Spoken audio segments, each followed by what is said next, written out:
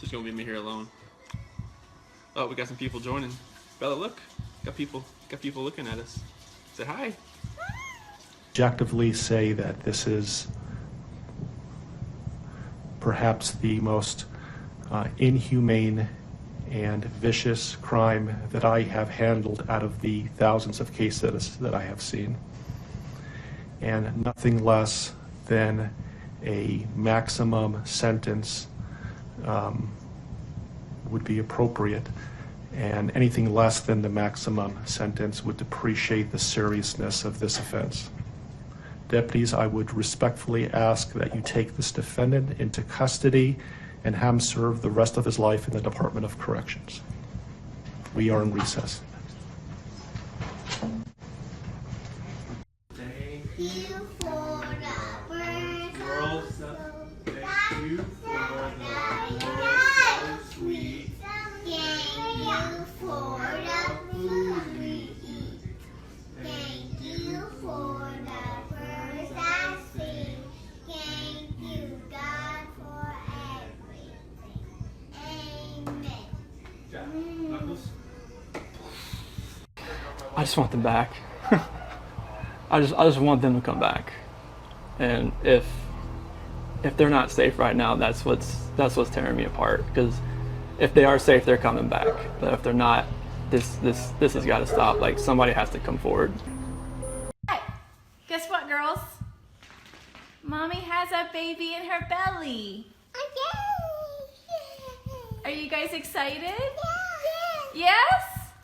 Are you really excited? Oh my goodness. Come give me hugs. Oh. I love you, girls. I got the baby a hug. You want to give the baby a hug? I love you, Bella. You're so sweet. Give me a kiss. Mommy. Yes, baby. If this stillness holds you, a quiet gesture helps sustain these long-form investigations. Taking a moment to like the video or subscribe allows stories like this to be examined with the time and care they demand, bringing hidden truths into focus, one layer at a time.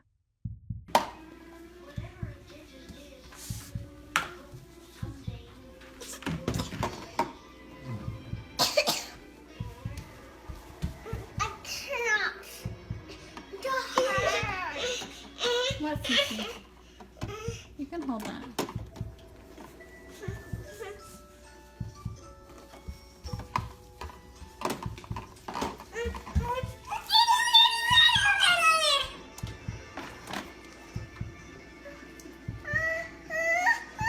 The past 3 months I barely slept because I've been going through a lot of different emotions because I did not see this coming. You went from being my brother, my sister's protector, one of the most loved people in my family, to someone I will spend the rest of my life trying to understand. What gave you the right to put your hands on a woman, let alone my best friend, my beloved sister, your daughters, and your son? Why weren't they enough for you? In the blink of an eye, you took away my whole world, the people that mattered to me the most. Everything in my life I loved, your children. They trusted you. They loved you. They looked up to you because you promised to keep them safe. Instead, you turned on your family. My blood is boiling as I write these last words because they are the last you will ever hear from me. I can't even think of the right words to describe the betrayal and the hate I feel. And to be honest, you aren't even worth the time and effort it takes to put my pen to this paper. There isn't a day that goes by that I don't cry for my family. They were my whole world. All I do is ask myself why. Why would you do this? You don't deserve to be called a man. What kind of person slaughters the people that love them the most? Did you really think you would get away with this? Did you really think that this was your best option, to throw away your family like they were garbage? They deserve better, and you know it. I hope you spend the rest of your life staring at the ceiling every night, being haunted by what you've done. None of us deserved this. Hearing my mother and father cry themselves to sleep in this hotel room causes me anguish that is beyond words. I can't describe how this feels, how badly my heart is breaking for my poor parents. We trusted you. You have taken away my family from this earth, but you can never take them from my heart. You took away my privilege of being an uncle to the most precious little girls I've ever known. I will never hear the words Uncle Frankie again, but you will never be called Dad again either. You'll never be able to put your hands on another woman, let alone my best friend, my beloved sister, and your son. I just can't comprehend how they weren't enough for you. Shanann, Bella, and Cece loved you more than anyone. You were their hero. How could you destroy the people who loved them the most?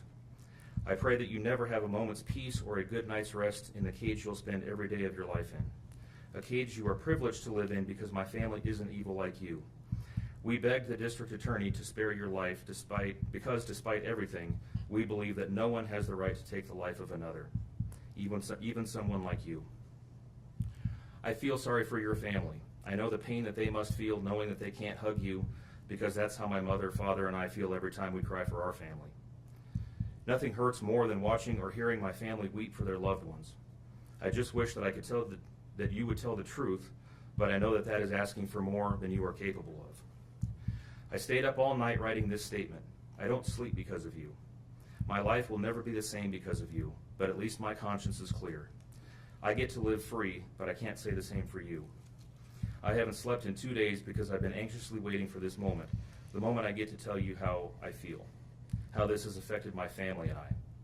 My family and I can finally grieve after today.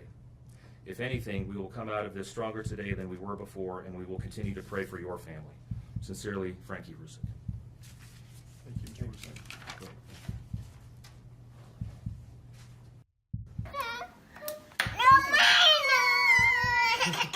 Girls. Oh, CC Girls. Bella. Okay. You want chocolate? No chocolate? If you want chocolate, you just get this bowl. You want this one, the bigger one? We're gonna go. I love you too. This is the morning. This is why I love that I thrive. Yes, sir. Thanks. So go ahead and have a seat right here, Chris. Sit on this? Yep, I know. I'll explain what that is here in a little bit, but you don't have to worry. It's not on or anything right now. It's not gonna buzz you or anything. I've never done this before. I know. A lot of people haven't had polygraphs before. It's not like a normal thing that people go through. A lot of people, like obviously in law enforcement and places like that, they have to go through polygraphs for their job. But other than that, most people never take a polygraph in their entire life. So. Yeah, so I have no idea what to expect, honestly. Yeah. So how are you feeling today? I'm sick to my stomach, honestly. The first day I thought, okay, she was just somewhere. Sure. And after yesterday, all the activity at my house, I didn't know, it went to the other extreme. I've just been sick to my stomach. That's either somebody has her or she's in trouble and the kids are not safe either. Right. Well, and I think that's totally awesome that you're here today. I mean, I commend you. We do this in all of our missing person cases, so don't think that we're just singling you out like, oh my gosh, they want me to take a polygraph. Anytime, someone was the last person to see people or, it's a missing person case, we start from the inside and we work out. I mean, that's pretty much what we do. So I've done polygraphs on the Jessica Ridgway case. I don't know if you were here for that. The name sounds The familiar. little girl that went missing in Westminster and Okay. that, yeah. And then just the one that we had in Thornton last year or the year before. So we do this all the time. So please don't think that you're being singled out. This is one way that if you didn't have anything to do with it, that we can let the investigators know, the people that really do need to know, that are looking for your wife and your little girls, to let them know, you know what, don't focus on Chris, focus over here, because obviously we've already cleared him, he's good to go. Now focus on the real person that did something to this, to Shanann and the little girl. So, okay.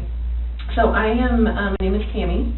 If you can call me Tammy, I'm an agent with the Colorado Bureau of Investigation. So it's a CBI. It's kind of like the FBI, but for Colorado. Okay.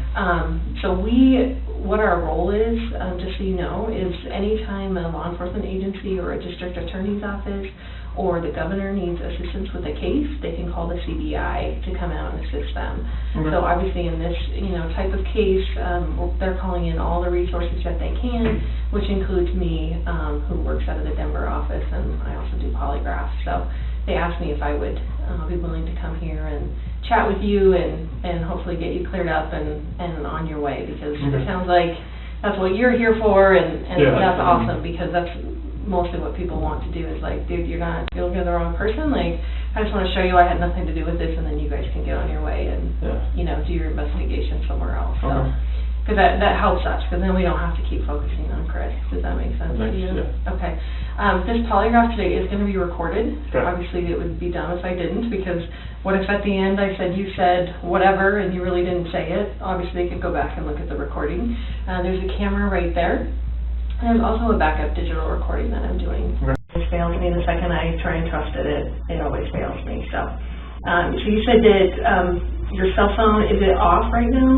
And That would be great, because we can't have anything like buzzing, vibrating, ringing, that kind of stuff. So this will take at least a couple hours to do the polygraph, just because it's a real structured type of interview process. I have to go through a bunch of things with you.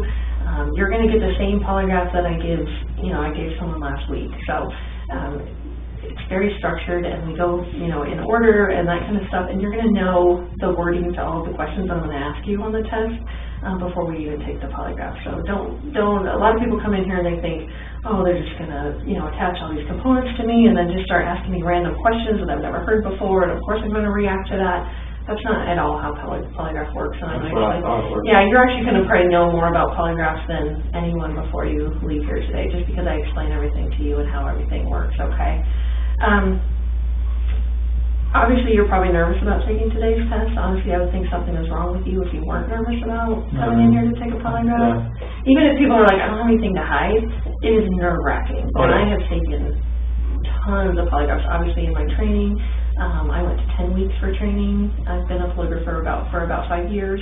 I went to the best school in the country. So I want you to have confidence in the fact that if you had nothing to do with this disappearance, like, we're going to find that out today, okay? I have the best training that they offer in the United States.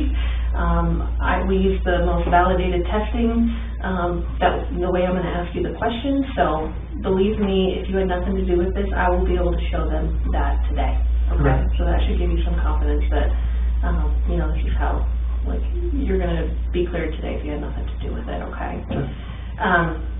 There's actually only, nervousness or anxiety cannot cause you to fail a polygraph. A lot of people think that too, that if they're really nervous that it could cause them to fail.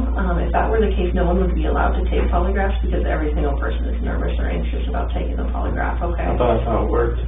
On nervousness? Yeah. No.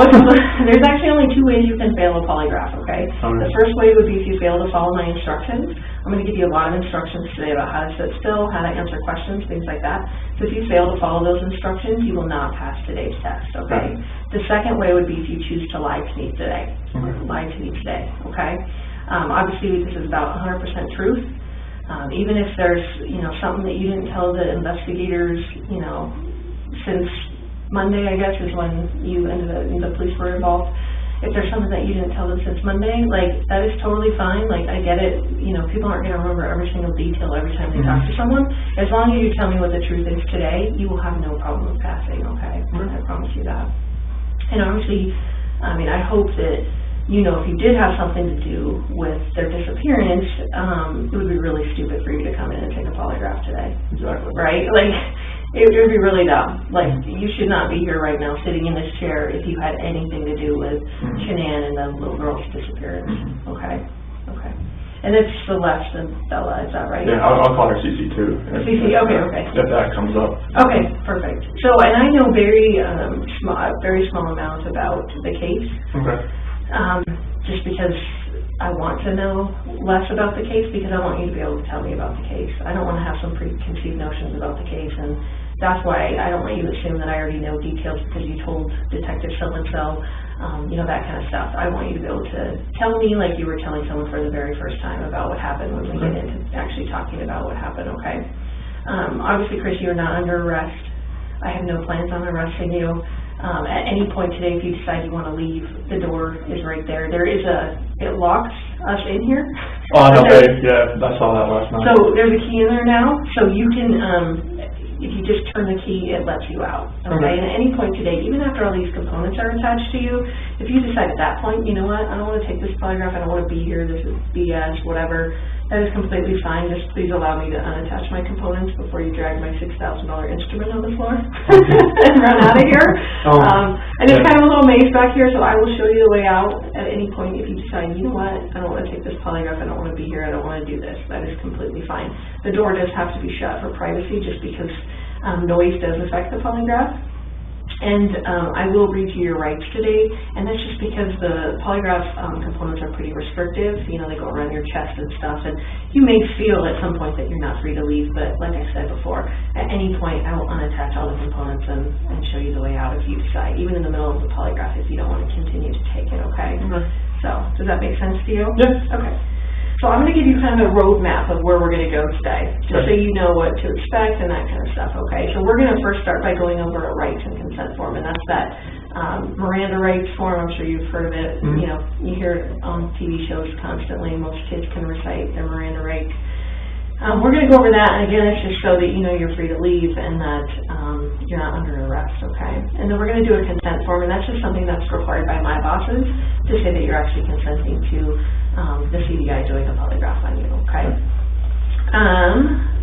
After that, we do a biographical and a medical form, and that's basically to make sure that you're a suitable subject to take the actual polygraph. I want to make sure that you didn't smoke, you know, 10 bowls of weed, you know, the night before.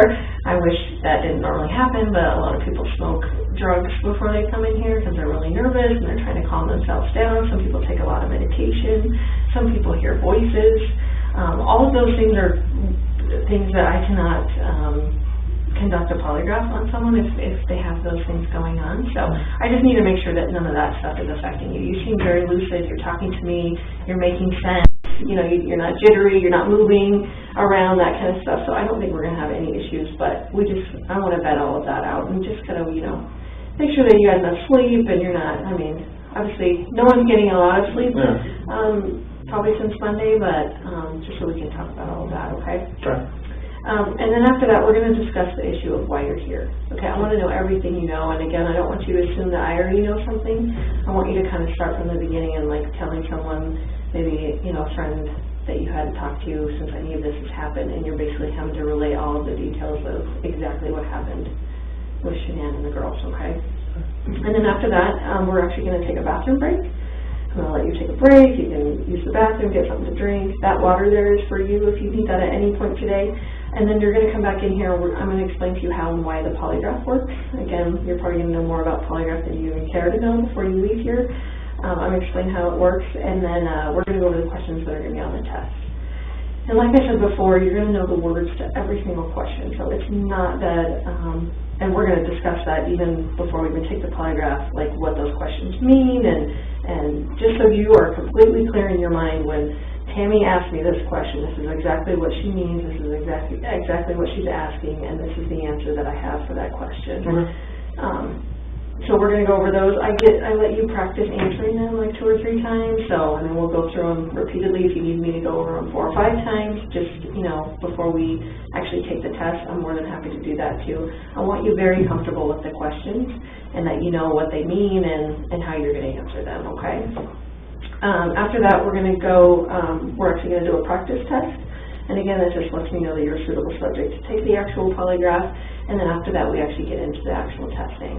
So that's why it takes a long time, is because there is a pretty big process that goes along with it. Okay. Yeah.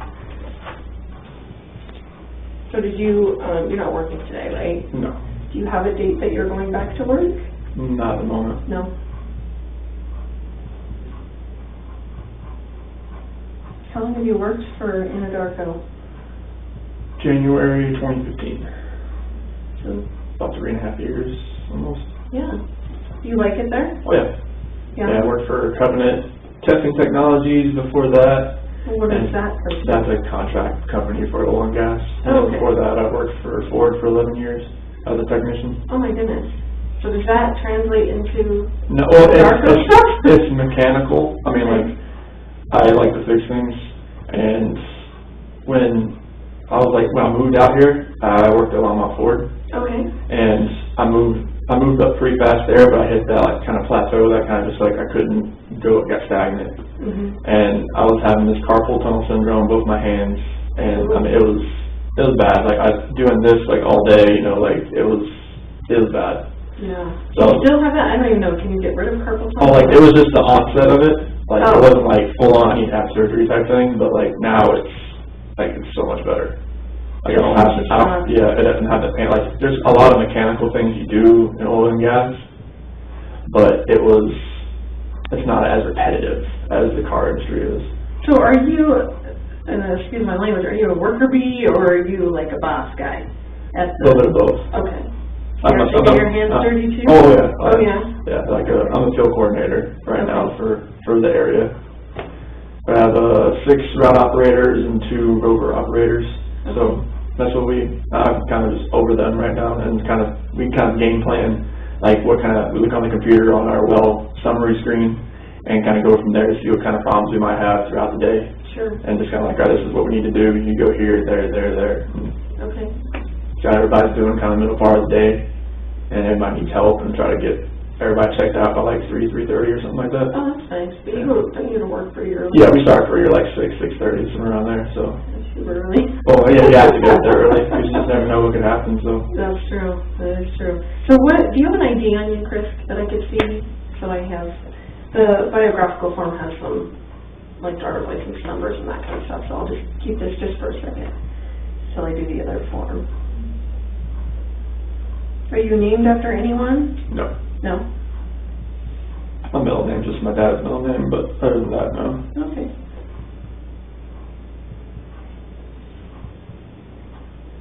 If I mispronounce your wife's name, please correct me. For some reason, just think of shenanigans. Oh, I like that. Okay, I got it. That's the way she tells people. Does her family call her Shanann? So the way they spelled it, it was like Shan-Ann, like with an apostrophe, but she just called it Shanann. That kind of, she was named after Shanana. Oh my gosh. Okay. Okay, so. Is it B-E-L-L-A? For Bella, yes. Okay.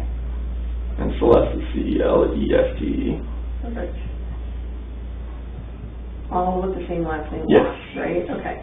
So, Chris, this is that advisement and rights form. This just says that Agent Tammy Lee says, I'm an agent with the Colorado Bureau of Investigation, and I wish to talk to you about, obviously, the disappearance of Shanann, Bella, and Celeste Watts, okay? You have the right to remain silent. Anything you say can and will be used against you in a court of law. You have the right to talk to a lawyer and to have him present with you while you're being questioned. If you cannot afford to hire a lawyer, one will be appointed to represent you before any questioning if you wish. You can decide at any time to exercise these rights and not answer any questions or make any statements. Do you understand each of those rights? Were they read to you, Chris? So I'll just have you write, I guess, when we get to that. And then having those rights in mind, do you wish to talk to me now and obviously go through with the polygraph? Okay, perfect. So what I want you to do is go ahead and answer both of those as yeses, if you still agree with that, and then sign and date that signature line, if you would.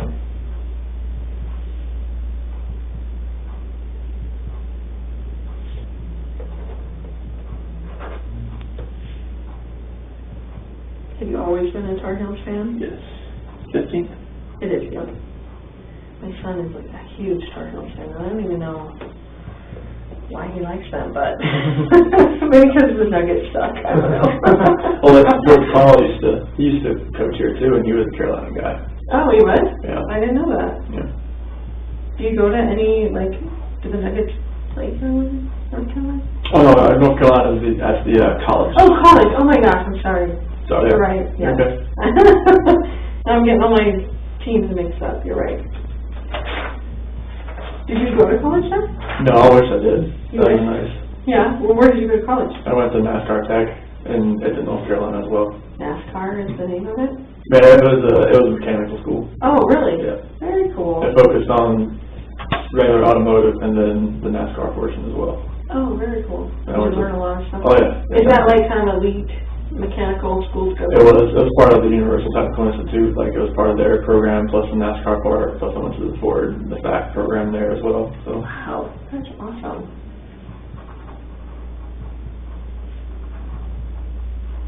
Do you have any other nicknames or anything that people call you? It's Chris. Just Chris. And some, just random ones at work. Just doesn't make any sense. So. Like what? Some call me Rain Man because when I go to a site or something, if I do it once, I'll remember it, and this is one of those things.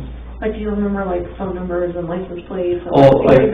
That stuff I don't really pay attention to that stuff. Though. It was when I was really young, my grandma used to always quiz me on state capitals every day, and when I was waiting for my sister to come out from middle school or stuff like that, she was always like just pinging stuff off my memory. Really? And just like everything. I think that's how it built. Yeah. For what it was and what it is.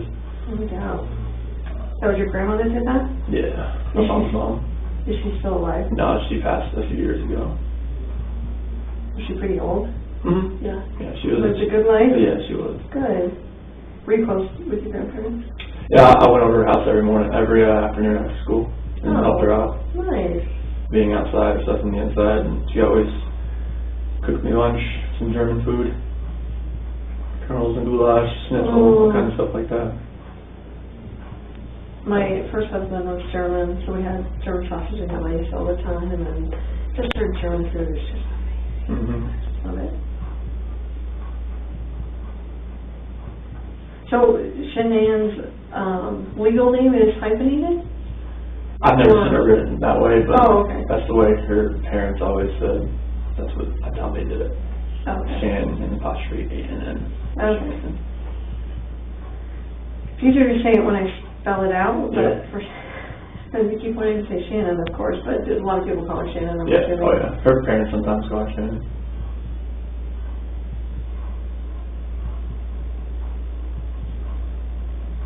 Have you talked to her parents at all? Mm-hmm. Yeah, are they being pretty decent and good? Are they coming here? I'm not sure yet. Who, like, My dad's here. Your dad's here. Is there any other family members of yours coming? Not right now. No. Just my dad came out and just for support. He just got here this morning. That's nice. What a nice dude. Mm-hmm.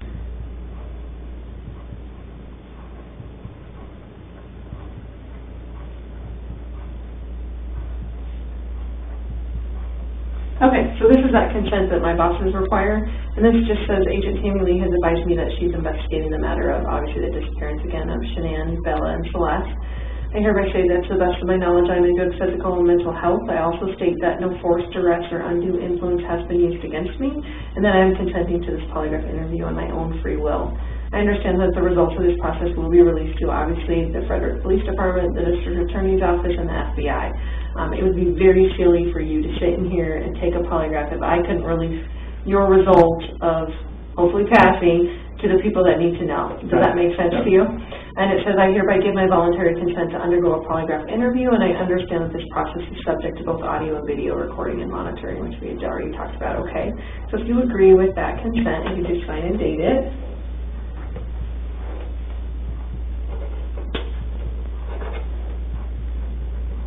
So where did you stay last night? Because I know that Nick and Amanda's house. Nick and Amanda Thayer. How do you know them? So Amanda used to be a director at Primrose School where Bella and Cece go, but then she transferred to another place, and Shanann was getting her on Thrive, and that's how they met. So Amanda's transferred to another Primrose? Yeah. Okay. So like Shanann couldn't like talk to them about Thrive, the direct sales business, like while they're at, like they weren't allowed to like talk like, you know, outside, like if their child goes there, I don't know, something about the school rules or something like that. So once she left, she talked to her about Thrive and got her on Thrive, and then me and Nick started running together here and there, and that's how we met. So is she like a, what do they call them, a downline from Shanann? Yes. Okay, so she's like one of the sellers that. Yeah, like yeah. Okay. And I don't even understand Thrive, I'll be honest with you. Like, I'm even a chick, and I don't understand what all of that Thrive stuff is about. What is it? It's vitamins and minerals, and it's all plant-based, non-GMO stuff. It's really healthy for you. Yeah. Do you do it? Yeah. Oh, you do? Mm-hmm. Okay. Yeah, I was 245 pounds when I started. No way. Yep. How long ago was that? 2016. Wow. I've been doing it for a while. Oh my gosh. So, I think the only thing I know about Thrive is like patches or something. Is that what that is? Well, it's 3 steps. You have like vitamins. You have 2 capsules you take when you wake up, 2 pills. Okay. And then you take a shake with water and put on a patch. You have a patch on right now? No, no. Oh, I want to see what a patch looks like. It's just like a little square piece that just kind of goes on your skin, and it's like, it absorbs, like it opens like up your pores a little bit, and the vitamins kind of absorb like through your skin, like time release throughout the day. Like, can you tell you feel better when you have the patch on? Mm-hmm. Really? Yeah. That's crazy. How much are patches? Just the patches themselves? Uh-huh. Or are you supposed to do this in combination with all the other The stuff? 3 steps. Okay. That's what I call it, the 3 steps. But like, I feel like you could sell it. I feel like you know enough about it. You could sell it. She has me on the as like I signed up underneath her. Oh, okay. So like, you know, I'm part of her team. Oh, But okay. she kind of runs that part of it because she knows like I'm not the type of seller. I'm not a seller. Yeah. I don't like. You're not a salesman. Yeah, like I would like say too much. She says about the product instead of like. Sometimes it's not so great because of this, or. Yeah, it's like I would just give out like too much information about the product instead of just having like them call her. Do you sell it to any of the people that you work with? There's one person that I work with that uses it. Who is that? Troy. Troy. Yeah, he I works. think I heard that name. Troy McCoy or Yeah. something. That's Mhm. a funny name. Yeah, we call him Real McCoy. The real McCoy. Everyone's like, his parents like actually named him Troy McCoy. It's super cute. So he works for you, is that right? Or He works with me. are He's you the guys other field equal? coordinator. Oh, okay. Yeah, he's got a lot more experience than I do. He worked in Kansas before he came here. Kind of shows you the ropes. Yeah, he showed me a lot about different things, and I picked up a few things that he didn't know, and it's kind of like we worked together pretty well. Nice. Is this the correct address for you? Yeah, it actually did.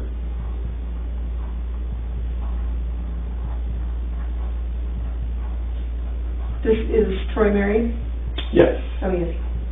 So do your families hang out at all? A few times we have. His kids are older, Oh, okay. Like how old are they? like 11, 10, 8, and 7, Oh, okay. somewhere around there. There's 4 kids? Two of them. Oh, okay. Like a blended family? Yeah.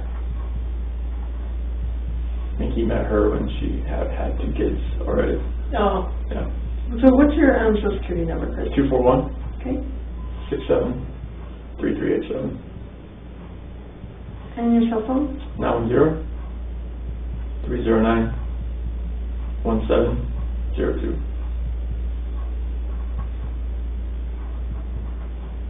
And how, what's your date of birth? 5/16/85. How old does that make you today? 33. And where were you born at? In Fayetteville, North Carolina. How do you spell Fayetteville? FAYETTEVILLE. Do you say Fayetteville? Mhm. Okay. And this says you're 225. Is that correct? 180. Okay. Was that a lie on here? What year? What year was that? That was 2014.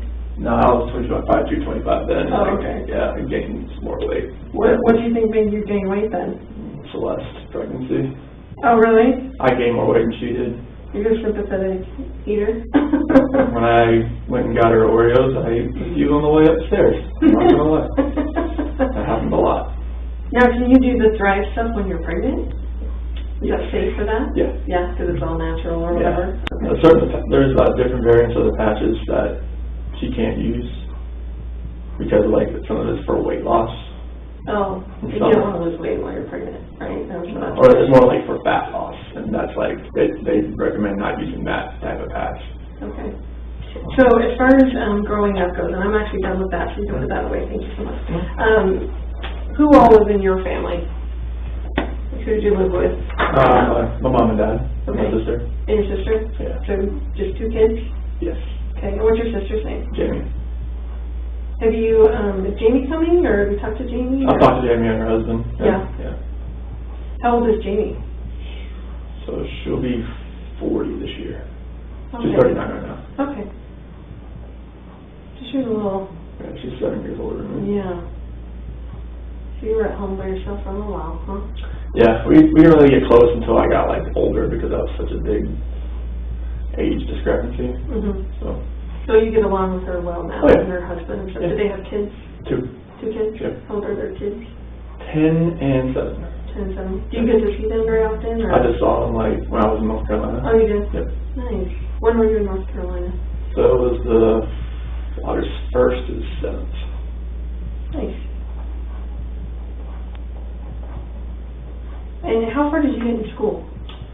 So I graduated from high school and I got through the NASCAR Tech program. Nice. So you got a GED or an actual diploma? So it's like a certificate, I guess. It's not really a diploma because it doesn't have like English, math, science there. It's just strictly like mechanical. No, but through high school. Oh yeah, I got a diploma. You got a diploma? Oh yeah, Okay. definitely. And then you got a, I'm sorry, Like a certificate from Master Architect that I completed their programs. Like, I guess it can't be a degree without, you know, like English, math, and science and stuff like that. Did you always know that that's what you wanted to do, was the car stuff? It was, if I could go back, like, I'd probably just use that more of like a hobby. Mm-hmm. And maybe like dive more into the technology part of it, like, because we had like an Academy of Applied Technology when I was there, Mm-hmm. in the high school I was in, maybe go into more of the computer programming part of it. So are you like a pretty techie guy? Not I'll say techie, but I understand like numbers and math a lot. Like that's like with working on these wells, there's a lot of programming, a lot of setting up these wells to make them run, and like using the numbers, the pressures to optimize the wells is something. You already lost me. Like I yeah, do that job. No, I did not do that job. That's why I helped Troy. Like he knows more of like the stuff that was like 10 years ago type of thing, and I know more about. I've kind of like grasped the more of the stuff that's happening right now. Sure. And that's how like we kind of like work together. He's like, if he has to work on a pumping unit, like all right, I'll help. You got this. If I get working on like a normal well and setting it up, he's just like, here you go. Mm-hmm. Like I will just watch. But does that translate into like my husband is a techie guy in our family, so like he sets up all our routers, like when I get a new phone, he sets up my phone for me just because he has that brain that I don't have as far as being a techie person. So are you kind of that person in your family? I can do that. I can do that kind of stuff. I can't like do code or anything like right. that. But you're not writing computer code? No, I can't. 0-1-0-1. That's not right. All that kind of stuff. Right. Okay. Awesome. So, in your job now, like, what is your title? So I'm field coordinator. Field coordinator. Okay. And you've done that for 3.5 years or whatever. So I was an operator. Oh. Like, well, it's the same. Like you're an operator. You're operating the oil and gas locations. This was just I was an operator, and I was an operator but / rover. Like I would be going around helping people. And now I've went up to field coordinator. It's like now I just kind of like tell people like this is where we need to go and. Like, we need help, let's go there. So when did you actually get promoted to that? When one of our other field coordinators, he went to a different group, the HG Ops group, and our other field coordinator had to go down to Texas to help, so me and Troy got elevated up. So that's what happened. Okay. We were just kind of backfilling. We didn't know, like, if it was permanent or not. Mm-hmm. And it turned out to be permanent, so. Wow, that's awesome. So tell me about, like, kind of give me a synopsis of your childhood, like, what your parents did for a living, you know. My dad was a parts manager for a Ford dealership. Okay. It's kind of where the cars thing came Right, from. see it. And my mom, she was like a secretary and notary for used car dealership. Oh, okay. So like yeah, she You're sold, more into it. She sold the cars too, but like she was more of a secretary notary and kind of she bounced around a couple different used car dealerships. My dad stayed at the same one, changed the name a little, changed names. Then he went to like a different one, but it was the same. He did the same thing. And he did like parts manager and body shop manager, and that's where he's still at now. So how would you say you grew up as far as like your family structure? Were you guys religious? Was there a lot of discipline in the home? You know, like, or who was the disciplinarian in the home? So like we went to church, I would say not like every Sunday, but pretty regularly, you know. And what church did you guys go to? It was like First Baptist Church. Okay. And I mean, discipline, I was the quiet kid. I was I just kind of followed it. I mean, my sister was the rebellious one that always, You're like, I'm the good one. It's like I never like, and my sister was the one that got the most of she was the one that showed me like, that's what I don't want to do. Right. I would wake up to my mom and my sister pretty much arguing every morning. That's how I went, okay. They're like, I don't want to wear this, I want to wear that. I'm like, okay. And you're like, Mom, what do you want me to wear? I'll wear whatever you want. I was just going, if I didn't do it, somewhere today. Right. That thing. But yeah, like, my dad, he was a disciplinarian. He was? Yeah. What kind of discipline did you guys have in the home? Just, it wasn't like physical or anything like that. It was just, like, just verbal, like, this is what you need to do. And just follow that. Like, if my dad ever raised his voice, I knew that was like, that was my work phone, sorry. Oh, okay, I was like... Whoa, forgot about that.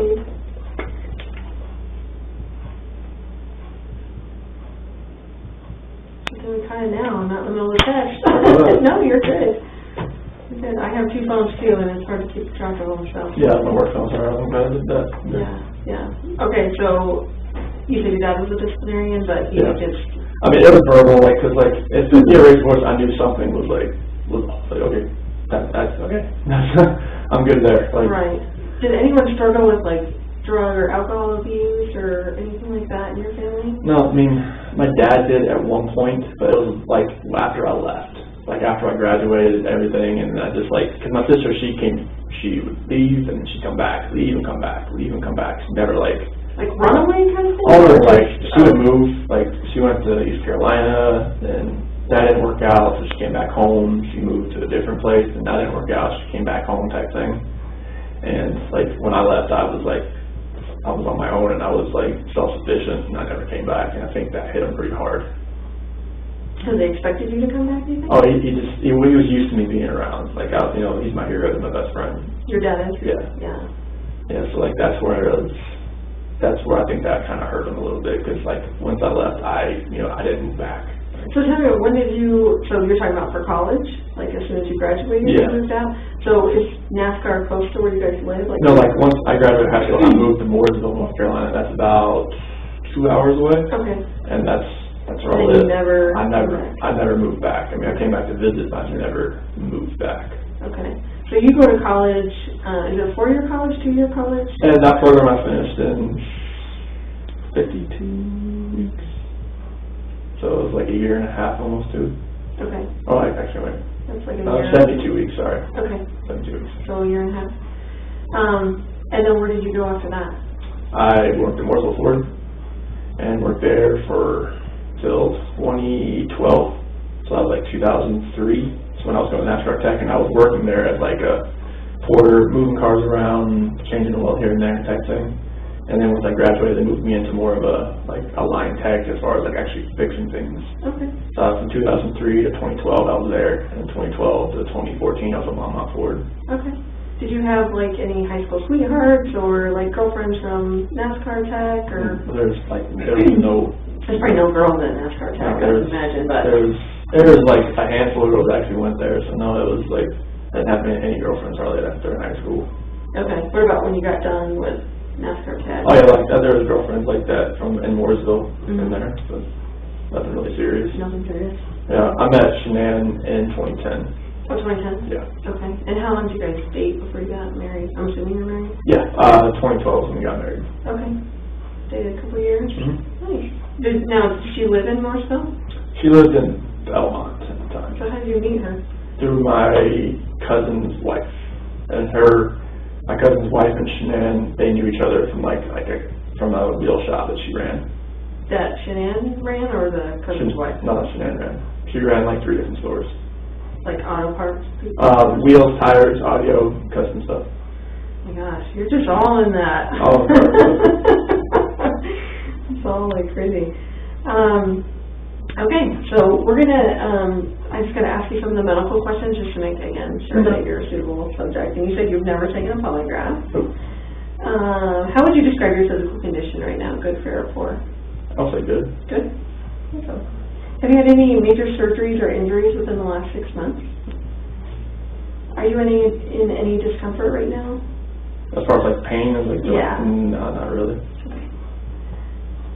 You know, maybe mental anguish or whatever, but just as far as like physical or fixing my stomach thing. Yeah.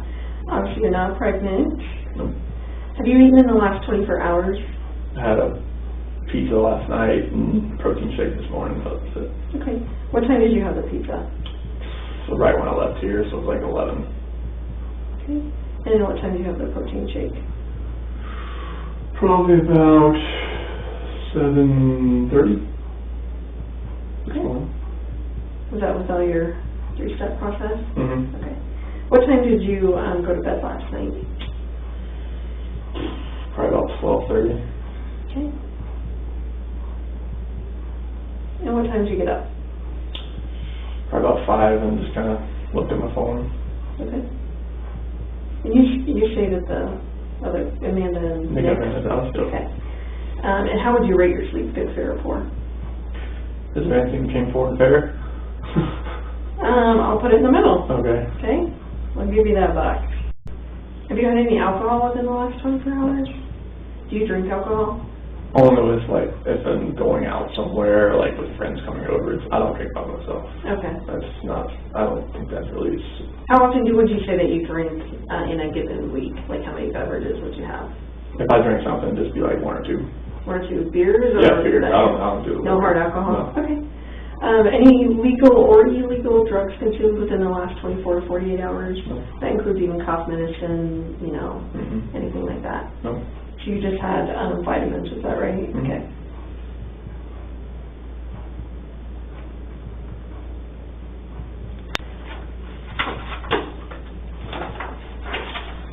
Alright.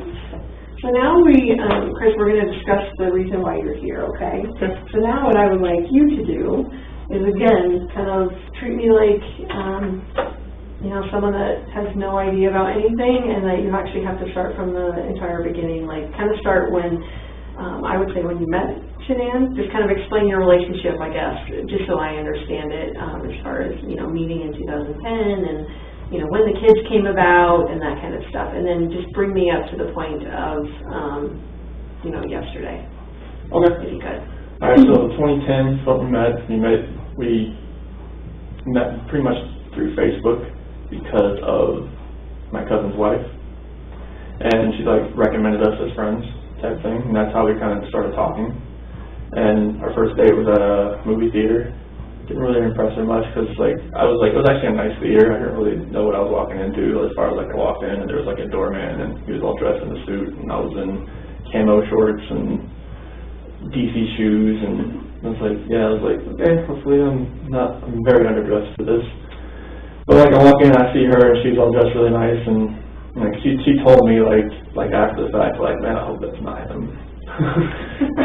kind of deal, because we know what each other look like, but I wasn't really dressed for what we were doing then. But on the second date, I actually made a mistake again. We're in the same thing because I kind of forgot what I wore.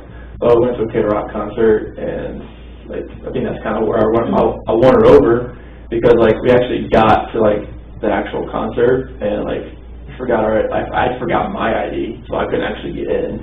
So I actually ran back 2 miles to the car and got it and came back. And I was just I was just soaking wet. I was just it was middle of July, August, and South Carolina, and humidity and everything like that. It's on Army base. So I ran back, got it, and everything like that. And then I think it was our next date, we actually went to Myrtle Beach, and she had lupus. Well, her lupus was really acting up in North Carolina. So she had these flare-ups, joint pains, all that kind of thing. And we were driving back, she laid on me pretty much the entire way back. And I think that's when she realized, this guy's actually pretty nice, because he didn't tell me all right, get off my lap or type thing. I just let her just rest on me the entire way back, and it was 2.5 hour ride from Myrtle Beach to Charlotte, the Belmont area. But yeah, everything flourished from there. In 2011, I proposed to her over in Ocean Isle Beach. That was around our anniversary, and I did a ride there on the beach at night, and I could tell, she was extremely tired, and I was I just want to do this, I want to do today. And she knew, so why are you being so persistent to get me out here right now? I was let's go out to the beach. It's a nice night. Proposed to her on the beach, said yes, and everybody was ecstatic and everything. And she's very organized. She's OCD about organization, putting things you saw the pantry. Everything's just named in a container all the way down. It's very easy for, if you just came into our house, you would know what stuff was. You would know where everything was. It would be easy. So everything was just, she was planning the wedding. Everything was great. And then 2012, we were here, but she was planning the wedding from here. But everybody was back in North Carolina. So it was guess you call it destination wedding if you want, because I fly back for that.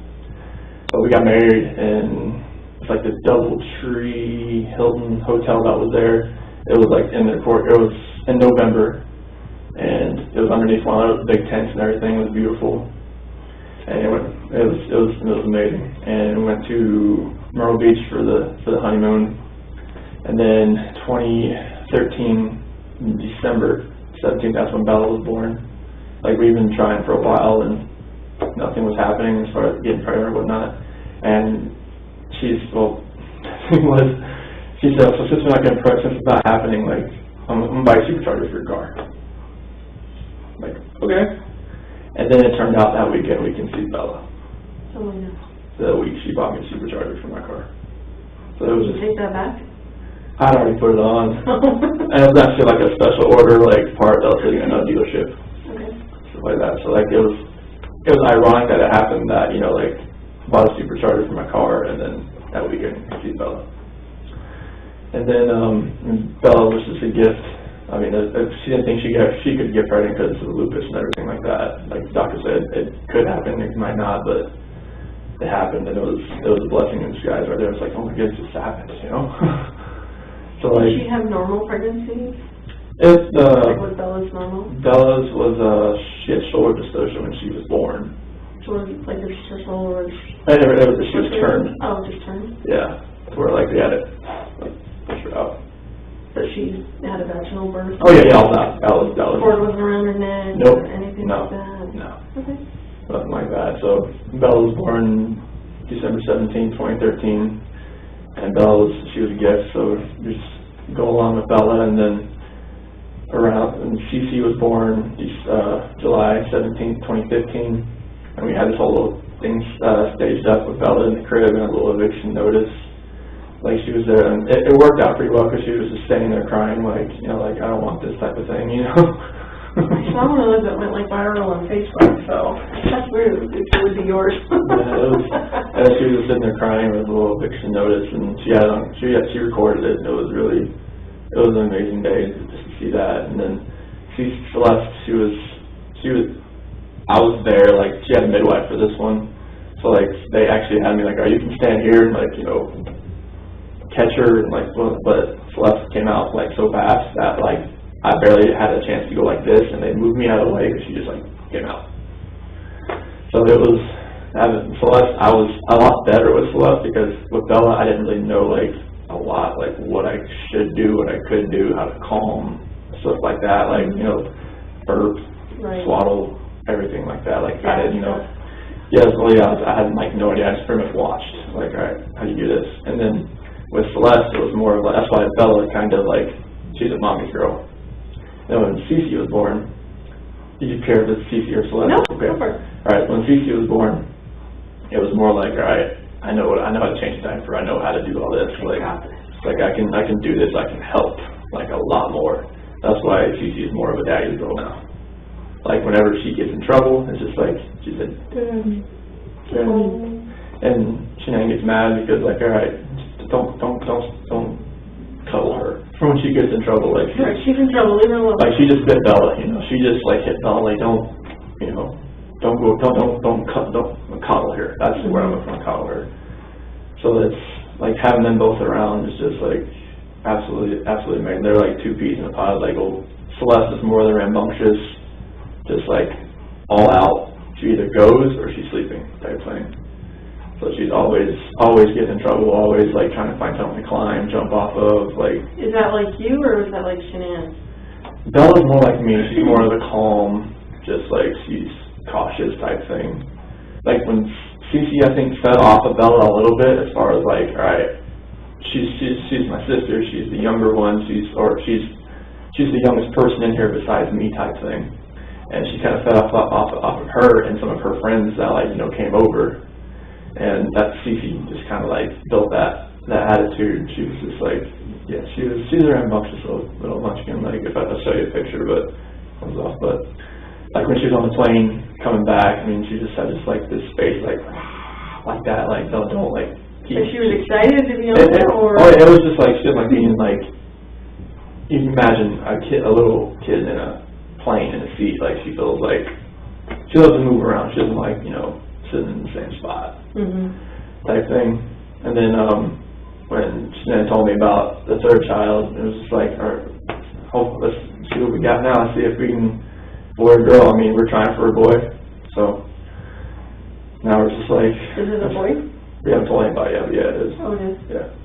Can they find that out that early, or? At 12 weeks, they could find out. Really. Oh. She had one. The ultrasound was last week. Let's see. Yeah, it was last week. So found out it was. Were you both there for Yes. that? Oh, nice. Yeah. So it was like right when we got back. So it was like this guy went back on the 8th. So it was on the 8th. That was an ultrasound. Get my days mixed up. Like now, I'm not sure even what day it is right now. But yeah, we had ultrasound. 15th today. I was thinking about Monday, Tuesday, Wednesday, Sunday, all that kind of stuff. But like, yeah, we haven't told anybody yet. So. So both the girls were born out here, right? Yes. Okay. Did you know that Yeah. here? Bella was born at Good Samaritan. Cece was born at Vista. Did Cheyenne go through any like postpartum or anything No. like that with either of them? No. No. Didn't see anything like that. Good. Did she breastfeed? Yes. Both of them? Yes. Okay. Very cool. Bella a little longer than Celeste. So Bella was how old when she got pregnant with Celeste? So they're about 19 months apart. Okay. So like 10 months old? Yeah. Oh my goodness. Yeah, I know. Yeah, you were like, oh my goodness. No, we didn't know if it would happen again. That's true. So were you guys even using protection, or are you just like, it's not going to happen, so it is what it is? Yeah, it is. We'll take what God gives us, kind of thing. Very nice. Okay, so keep going from after Celeste was born. So after Celeste was born, I mean, we kind of thought, we kind of see how 2 kids went. They're just like rambunctious, they're sister love, and now they're 4 and 3. Bella will be 5 in December. So it's like, if it happens, it happens. As far as like having she used fertility drugs on both Bella and Celeste. Oh, she did. Yeah. Okay. Like the 3rd child now, she was on like no medication, nothing like that. She's just on Thrive. Like she's healthy. She feels healthier now. And then like with the Thrive, she really thinks that we only tried like twice, and it happened. So she really thinks that it was more of like being a healthier person. Sometimes just having the stress off, have my kids, so this is just a bonus. Oh yeah, like that. Yeah, that could definitely Seems like a lot of women think, we can't get pregnant and they have a baby, and then they're not worried about it anymore. So then they get pregnant again. Yeah. Like, I didn't think it would happen again. So, definitely. yeah. So tell me about after that. So. It was just like after we didn't think it would actually happen. So we really think that being a healthier lifestyle, being healthier, really helped this. Only really trying twice, and boom, and it happened. So it's just been. And when did she find out she was pregnant?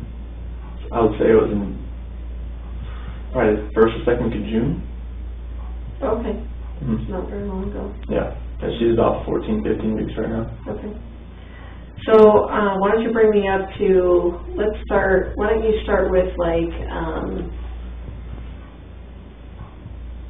so you guys went to North Carolina, so maybe just start from the trip to North Carolina. I guess you met her there maybe for part of it, is that right? Yeah, she was there, so we got back we went to a Thrive trip in San Diego, and it was the end of June. Okay. And then I think it was June 26th, that's when we came back here. Her dad was watching the kids. And then that same, later on that day, they flew to North Carolina. Okay. So why don't you kind of start there and just take me up until yesterday? Okay. And as detailed as you can. Okay. So while they were in North Carolina, it was they're there to see my family and obviously her family, and just kind of because they haven't seen the kids in a while, as far as our kids. And so they were just there. She had a couple things she wanted to do there, as far as meeting up with her promoters and customers. She had a bunch over there in North Carolina, so she was hoping that she could meet everybody else over there and have her dad, and mom, and my mom and dad have fun. With the kids. And 3 babysitters, heck yeah. I know.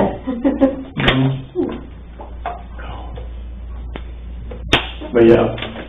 It was mainly just a little family vacation for them right now, for them on that trip, for everybody, just to see the girls. And Celeste's birthday was during that, on July 17th. So they had a birthday party there with jumpy houses and stuff like that, and they FaceTimed me during it so I could see it. They didn't have a birthday party out here for her because it was, when they got back it was in August, so. Right. So, but yeah, I got to FaceTime and watch it all, and it was pretty much just hanging out with family the entire time. Okay. Yeah. And I was here just going to work and working out and going running and just keeping the house up and doing that, and just I waited till my flight was July 31st, and I flew out there for a week, and I flew out there for a week so I could fly back with them. So we went. So July 31st, I got there, stayed at her mom and dad's house. The next day we drove to the beach, stayed there for about 4 or 5 days. It was in North Myrtle Beach, and first time the kids were seeing the beach. So they were ecstatic, obviously, seeing waves, being in the sand. They love sand. Unfortunately, they love sand, because it's just like you get it back, you just got to shower them off, because CC was so like into the beach that, I mean, her bathing suit was just full of seashells. It was like, okay, let's get all this off of you and rinse you off, please. Right. But yeah, it was an awesome trip, like just seeing them react to the ocean. And then we went to like Broadway at the beach. It was in Myrtle Beach, like an outdoor little mall, and they got to go in these like little, like where they strap you in a harness and you get just to jump higher. And Bella and Celeste, they love that. They just love jumping that high. It was amazing. Nice. Yeah.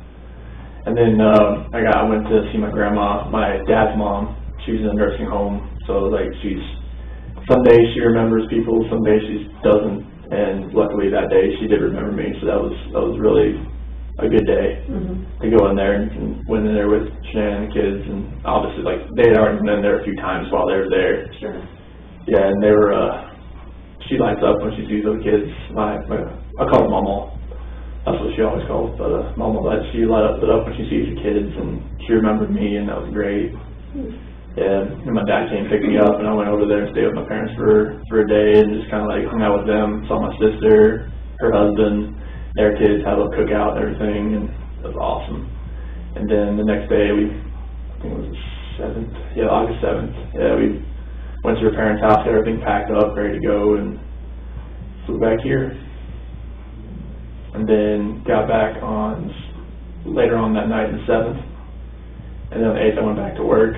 And then on the 10th, that's when Shanann flew out to Arizona with Nicole, and I had the kids from Friday, Saturday, and Sunday.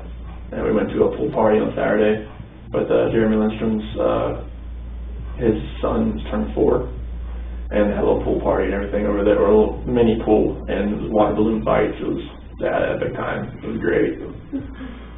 It was awesome. That was awesome. It was just seeing their faces and seeing how much they didn't really play with water balloons that much at all. So CC, she would come over. She put one right in my pocket and just smacked it while I wasn't looking. She's a little trickster. So that was funny. And drove home, got back home, ate, and it was a really awesome day. Okay. Wrap up with that. So that was on Sunday. That was on that Sunday. So got the kids back, got them all showered up, got them to bed, and just pretty much waited around for hear from Shanann, because she was flying back that night, and her plane got delayed because there's a lot of dust storms in Arizona, and there was some other weather around that was delaying flights getting in there, and they didn't have a crew. That's why it was delayed. So her flight was supposed to get in about 11, but it didn't actually get in until about 2. So it was about you want to just go into this now? Yeah. Okay, cool. So about 2 o'clock, she came into bed. About 1:48, my doorbell picked up that she came in, but at 2 a.m., that's when she came in. She came into bed. And about 4 o'clock, that morning, so my alarm went off, so that's when I usually get up, get ready for work and whatnot. So I get up, get dressed, brush my teeth, deodorant, all that kind of good stuff. I don't know if to take a shower because I work in the oil field, but I'll take a shower when I get home, type thing. And she told me before she got in that I want to wake up, when you get up, just take a shower, get the airport off me, type thing. So I woke her up about after I got ready and everything, and then we had to talk about selling the house and about separation and stuff like that. It was an emotional conversation. Obviously, we were both crying, and after we talked, she said she was going to take the kids to a friend's house, and that she'd be back later on that day. So it's okay, that's fine. So I went downstairs and packed my lunch and filled my water jug and got my computer and everything and loaded my truck up and I went to work. And then once I got to work, started working, and about 7:40 or so, I sent a text her, like, hey, I hadn't heard from her. I was like, okay, like, I didn't know where she was going. Like, I didn't know what friend's house she was taking them to, or what friends she was going to with the kids. So I was like, hey, text me, let me know where you went, where you took the kids. And I didn't hear from her. Like, it's normal for her not to respond to me, because, like, when she has her direct sales people, like, she'll get back to them first, because, like, that's what she does. Mm-hmm. So, like, for her, like, not to respond back to me, that's happened plenty of times before. So continue working, and I know it's like it's about noon. She hasn't got back to me, like, hey, call me. Like, I've called her once before that too.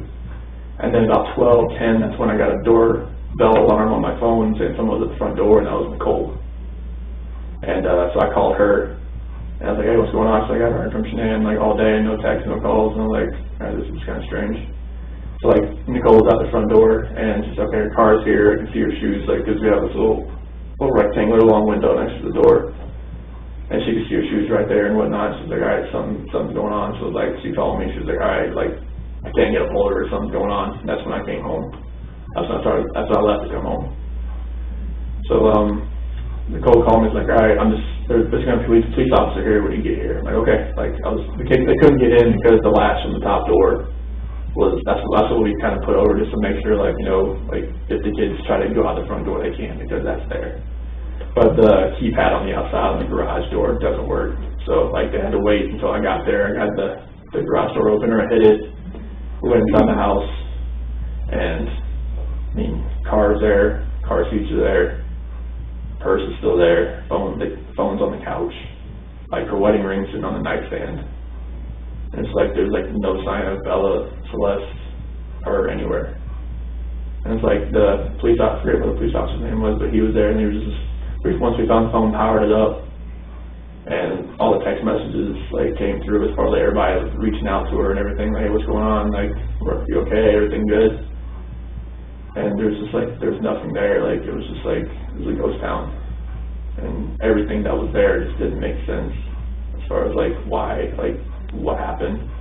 So we started, like, reaching out to a bunch of people, like, any of your friends that, like, anybody that had reached out already, that, like, had a car seat, or, like, had a kid in general, and nobody had heard from her. Nobody had a clue. Like, her mom hadn't reached out to her, my parents, I mean, nothing was there.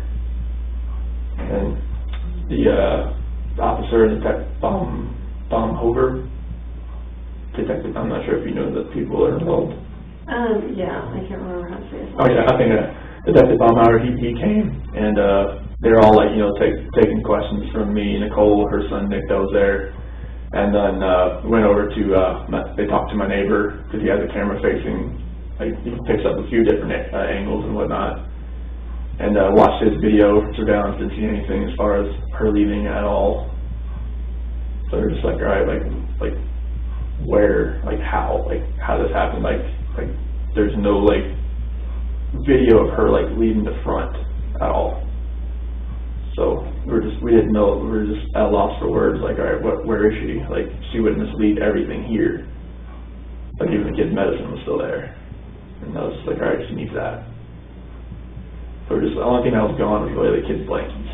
Like, everything they slept with, like, Celeste has, like, this big New York Yankees blanket, and a little dinosaur, and, like, a little dog that makes noises, and a turtle, and something. It's a whole package. And Bella has two blankets, but one was still at the house, the other one was gone. And she has a dinosaur and, like, a little swan blanket. Her other little. We talked to the neighbor, and we looked at anybody else that maybe had a camera somewhere, but nothing was going on. They had other community services, like, go into houses, like not, hey, have you, like, do you see anything, like, do you have a camera, do you see anything like that? And we had nothing at all. And it was just like, all right, so at this point I'm hoping, all right, she's at a friend's house, she's safe, and she's just, like, decompressing, or, like, she's safe. But, like, that night, like, as I'm, like, calling, like, hospitals and hotels, and just, like, there's nothing, like, there's nothing there. Like nobody's had her check in. There's nothing at all. And then that was just traumatic because like I had every light in the house on just in case, like, you know, like, yeah, I went laid in bed, but I didn't sleep. I was just sitting there. Just like I had friends that came over. Nick and Amanda came over for a little while, and they showed support. My friends Dave and Jeremy came over. They showed support. Shanann's friend Lauren came over. She showed support. Another friend, Melissa, came by that I didn't know that she showed support. Everybody's just like, I don't know like why this happened or how this happened, but like I hope that she's okay, type thing. Mm-hmm.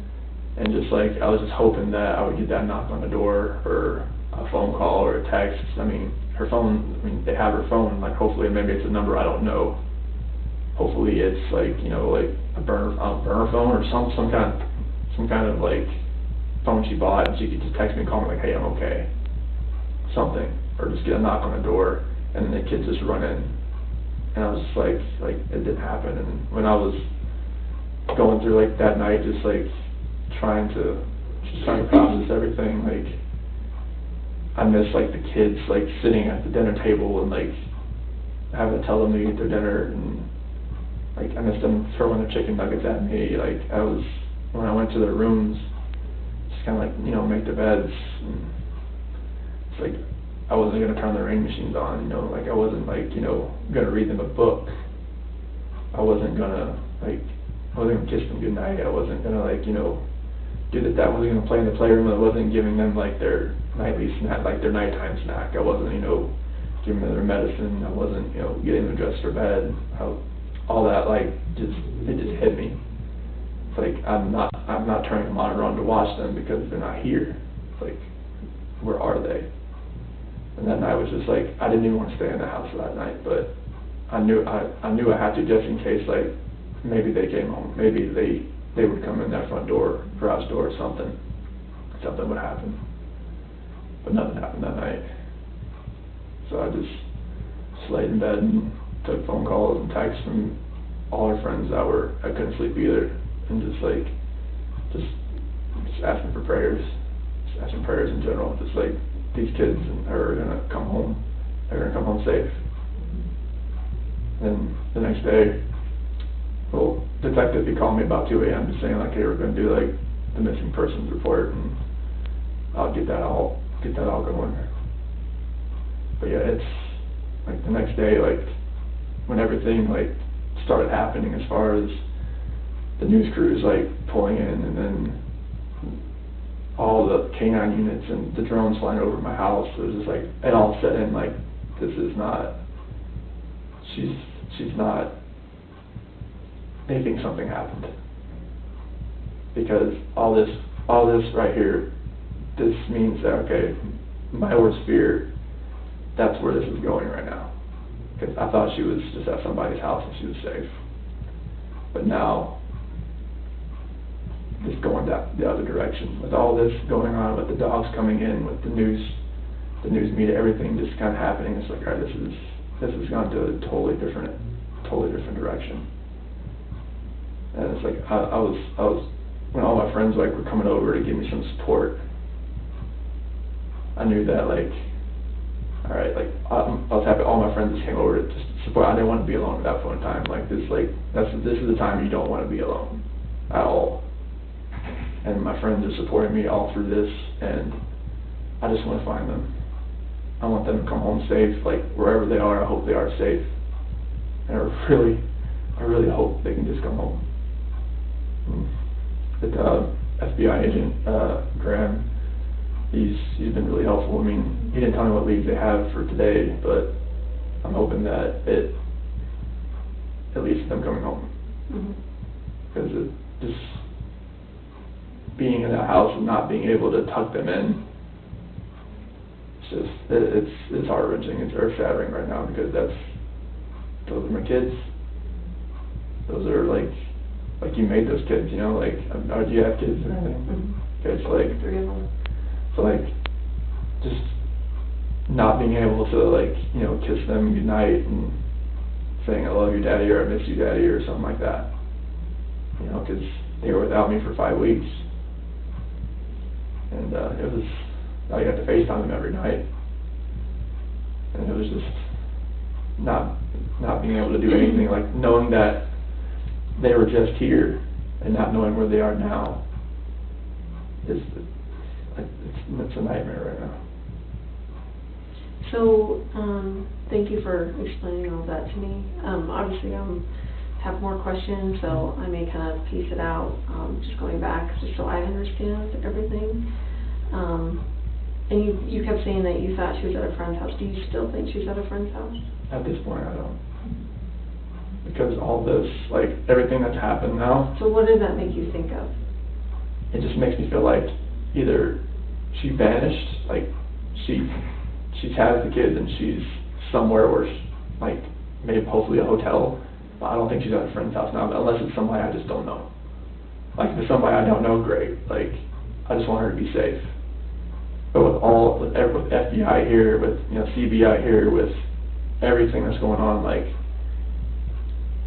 it makes me feel like, all right, maybe somebody has her that's not keeping her safe, or something terrible has happened, and that's the nightmare. And what would that terrible thing be? That somebody hurt them. That's running through your mind sometimes? I don't want that to run through my mind, but it's running through my mind that somebody has hurt them, and that they are not safe. And I really want them to be safe. I want them to come home. Right. And we want them to come home too. So let's kind of break it down back to when Shanann went to Arizona. So what was she in Arizona for? Thrive Local. Oh, okay. I've been down there with some of the upline leaders. Okay. So she, mostly women, like, other people that work for her, downline. Or downline people or upline people and all that. Okay, and they just, fill their cup, I guess, for lack of a better term. So they get there and they, cheer them on and, like, you can do more and whatever. And I guess, do they teach them about new products? Yeah, there's a lot of training that goes involved with it, like how to talk to people and stuff like that, how to bring in more people type thing. Like, did Shanann make a lot of money doing this? Yeah, she makes about as much money as I do. Really? Yeah. And how much is that? Because I don't know how much you make. About 65, 70. Okay. She makes that much just selling Thrive? Wow. How many people does she have underneath her?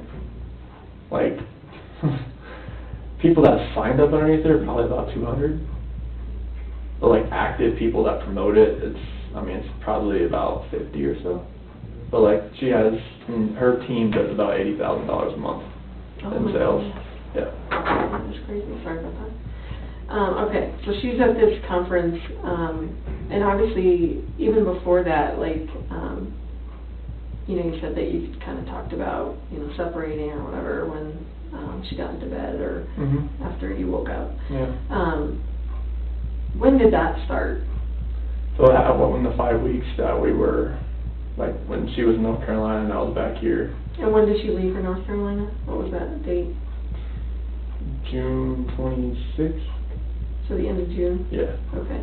So she leaves in June, and that's when, what? Yeah, like, being, like, when we were talking and everything and texting and calling each other, like, we could feel like there was, like, that disconnect there. And, like, over that period of time, like, our conversations were shorter, text messages were a little bit less, like more like emotional type thing, more less lovey-dovey type things.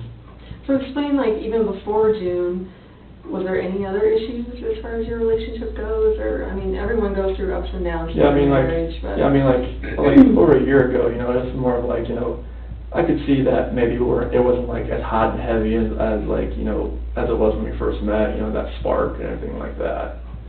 But like, like you say, ups and downs, marriages, like, they have their lulls and they have their highs. And like, I was hoping that we could just it would just work itself out, like. It's hard with babies and, Yeah, when the kids are involved, it's a little bit harder. Yeah. a lot harder. And just as far as like your time away from your spouse and, you know, just trying to make time for them and, you know, Yeah. give them emotional attention and that kind of stuff, I know that Mhm. kind of can get strained. Mhm. Did you feel that once you started having kids, or, you know, I did mean, you yeah, feel we- that even before? Yeah, we didn't like go on dates really a whole lot after we had kids, because I mean, we're just, you know, kids monopolize a lot of your time, like, you take up a lot, so it's like, you want to focus, like, right on your kids all the time, and that's what we did, and we didn't really focus on ourselves much, and I think that's where, like, I'm not gonna blame the kids for a disconnection or anything, but like, yeah, we focused, like, on the kids, like, all the time, but like, and then, like, as our relationship got longer and longer, it was more of like I could feel that disconnect that was there, like, we really talk, like, we didn't have those deep conversations anymore, like, you know, anything like that. But like, that's when it kind of all started, and I was hoping that, you know, maybe it just worked itself out, and being like, when those 5 weeks when she was in North Carolina and I was here, like, I could feel it more. Like, tell me about that. What do you mean by that? So like, you could feel like the disconnect more, like, in the conversations we were having, and like, they were just short, and like, it felt like, you know, like when we were texting each other, and nothing was the same as far as that goes. Like, calling each other, nothing was the same. And you could, when I got there, that's when you can kind of all, like, when we were talking, it was just, nothing Yeah, was. tell me about that. Like, what did it seem like when you got out there finally? Yeah, like, when I got out there, it was just like, you could feel like, you know, get to the airport, you know, just wrap the kids, like, around, they come running through the alarm and everything, they were running through a place they couldn't even run into. And gave them a big old hug and everything, and then, like, gave Shanann a hug and everything, and just, like, you can just feel it start from there, like, everything just felt, like, different. Like, Did you kiss or anything? we kissed right then, but, like, after that, it was just, like, every night, it was more of, like, we talked, but it was, like, mainly it was through text. Like, When you were there? Yeah, because it was more like whenever we would talk about, like, how we were feeling, it was more of, like, we were just text back and forth type of thing, because, like, that's how we could get our feelings more across, because her mom, everybody was still there, like, we weren't really alone, because her parents were there. So tell me about, like, when did that first text, you know, like, what was that first text like as far as, like, one of you, you know, deciding to talk to the other one about maybe separating or, you know, not feeling great about your relationship or whatever? Like, who was that first person that sent that text, and what did that text look like? It was probably on her phone, but it was, so when I got there, it was July 31st, went to the beach August 1st, and her dad was there for a few days, and then her mom came down. So we were never really, like, alone together. So that's why some of our conversations were through text as far as that goes. So while you're both there together, you're Yeah. still texting Yeah. about stuff. And what were those texts about? Like, what did they say? It's just kind of like, you know, where is our relationship going type thing. Like, where, like if we're bringing a third kid into this world, like what's our relationship gonna look like? Like, is it gonna be, are we gonna work this out, or is this gonna lead to a separation? Is this gonna lead to where, like, we stay together and be civil with the kids, or are we gonna be our separate ways and stuff like that? And what was her reaction to all of that? It was, I mean, it was emotional, it was a lot of crying, it was just like, I'm not sure, like, how to word that, but it was more of a, what are we gonna do? Like, how are we gonna make this work? So your wife wanted to make it work? Like, we both wanted to see, like, alright, is this going to make it work? Is this gonna work? Like, are we still at that point in our relationship where we're gonna make this work? So, like, when she went to Arizona, she confided in a bunch of her friends as far as, like, what was going on, as far as, like, where our relationship was. And how do you know that? Once this disappearance happened, like, they knew, like, I didn't know if they knew or not. They reached out to you and told you that they knew, or? Well, I told them, like, you know, we were, you know, gonna go through, like, with a separation and everything, like, oh, we knew you guys were having some issues there and everything. I'm like, oh, okay, I didn't know. Did they tell you what Shanann had said? No. They just said they saw her, like, and her emotional state, it wasn't the same as far as, like, they could tell something was like, it was different about her. So in North Carolina, is that the first time you guys have ever talked about maybe not being together and maybe, you know, figuring out life separately? Yeah. Okay. And was that more, would you say you bringing it up to her or her Me bringing bringing it up to her. Okay. Okay. Did she ask you why, like, why now, you know, or how Oh, yeah, that kind of stuff? So Yeah. what did you say back to her? Yeah, it was more just like, I didn't feel that connection anymore. Like, Like fell out of love kind of thing, or? Well, yeah, how it was. would you describe it? Yeah, it was more of like, I don't feel the same way that I used to.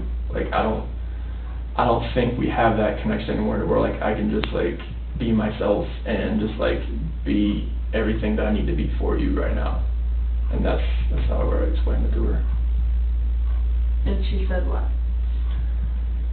She didn't like know really what to say. It was just like, I don't know, I didn't see it, but it's like, I want to work on it and I want to see where this can go. Like, if we can fix it, like either through a book or like counseling or.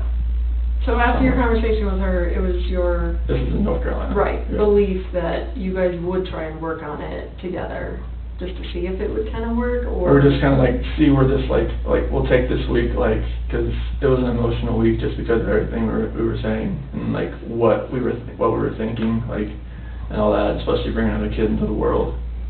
It's like we want that environment to be as like healthy as possible. Sure. Did you guys? I'm sorry, it's pretty in here. I'm gonna Not your phone. pump this up a little bit. Did you guys sleep in the same bed while you were there? In North Carolina, yeah.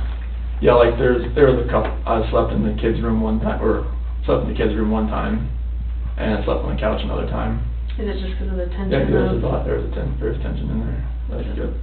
And then when we got here, But when you're there, like, did you guys have sex at all, or? No. No? Okay. Were you guys affectionate after the kiss at the airport? Not really. Okay. That's where we could feel like it wasn't really there at that point in time. Okay, and up until the point where she left, was it, you know, affectionate and? No. I mean, what was your sex life like? The last time we had sex was in like May, like when the kid was born, or kid was conceived. So that would have been in May? It would have been like, because she found out second week of June, so it would have been like May. Okay. And was there a celebration or something that, you know, did you guys go out? Did you have a date? No, she got me a few shirts that had like so like Dad, Code of Fish and F3 type thing. She had a couple shirts made, all of one of them was a back rub type thing. But as far as when you had sex in May, like, what was there something special about that? We had talked about like having, like, going through pros and cons of having another child, but like we didn't like have like a celebration like of having sex. So you guys so you were talking about maybe having another kid? Yes. And then you were actually trying that night to have another kid? Yeah, I think after we waited until she was when she was like ovulating type thing. Was she keeping track of that? She always has that on her phone. Just like OCD, right? Like a cycle tracker type thing, and it tells you. Okay. So did you find that sex was more like a job, or did you really enjoy it with your wife as far as? I never felt like it was a task. Okay. Or anything like that. even like, we're gonna do it now because I need to get pregnant, whatever. Like, did No, it like that? no, it wasn't like. Whenever you're trying to have a kid, I think you have to like plan that part as far as that goes. Sure. Because like you can't just like have sex every day or twice a day like to get pregnant. You have to like once and then kind of wait 2 days or something, whatever the formula is. Like she said, you have to wait like 2 days and then try again. Okay. But that's what that was. Okay. So before that time in May, how often would you say that you guys were having sex? Maybe like once or twice a week. Okay. So why do you think it significantly stopped right after she conceived in May? Like it was. It's kind of hard to tell because we went through little spurts where like maybe it wasn't like once or twice a week, Like there's times we went like a month or two like without having sex. Like and sometimes like I would try and that would either she was tired or something was going on, like she was just aggravated with something and she's like, no, not tonight, like type thing. Like I was usually the one to initiate it. Like but I'd say most times it was like I was shot down, but that's married life, honestly. You just kept trying? Yeah, like you try. I mean, like you never stop trying, because if you felt like it was a job or a task, you wouldn't try. But like I enjoyed having sex with her, so it was. As far as like North Carolina goes, like when you guys kind of broached the subject of maybe separating or whatever, did she accuse you of? Because, I think it would be a normal wife's reaction to be like, who is it? Like, who's the chick or whatever. Yeah, like that kind of came up, and I was just like, that would never happen. Like, the kind of guy I am. Like, I was at one of my friend's house, Jeremy, and he said, like, you're the type of guy that I could send you with my wife for a week and know nothing was going to happen, type thing. Like, people know the kind of person I am. Solid guy. Yeah, like I'm not the type of guy that's just gonna say, all right, my wife's gone. Like, who's the girl like I can find for this 5 weeks? Like, no, that's not me. Like, I respect my wife and she respects me. Like, there's no anything that she could like if she's somewhere safe right now, like I don't think it would be with a guy. If it is, I'm fine. Like, I want her to be safe. I want the kids back home. If it was with a guy, great. I'd come back home. We'll talk about all that later. But like, I never had an inkling she would do anything to me, So how did that come up from her? Like, what exactly did she say to you? Because of our how our texts and calls were getting shorter and everything like that. Like, she's like, are you having? I was like, no, I'm not having an affair. Like, that is the last thing that should be on your mind. Did she bring up any other, I guess, in a woman's mind, evidence as far as, why she would think there would be someone else involved or anything like that? No, it's just I was whenever she would call, sometimes I'd be out for a run or I'd be working out and she could tell all right, you don't want to talk to me right now, let's just go work out, type things. Like when she was gone, I would take that more time to kind of go run, go work out, because I had time to do it, type thing. Sure. Like, I would always make time to FaceTime with the kids and everything when she would call. I would always make time to do it, especially when the kids are awake and everything like that. Sure. She would later on at night, when I would sun goes down, I'd go out for a run because it's less hot outside. And would she accuse you of doing other stuff while you were not answering your phone, or? Oh no, she was she would ask me hey, can you do this for me? Can you find this medication? Send me a picture of it. Can you find something at the house? Little things like that. She knew I was at the house, so it's she had no reason to really have that fear in her head. But being away for that amount of time and being pregnant, and that's going to run through her mind. Has she ever been away that long before? No. Okay. And you talk about her being pregnant or whatever. How was she different when she was pregnant than when she wasn't pregnant? Well, I guess you're just a little more emotional in general. I just want to make sure that The red light? Yeah. Okay.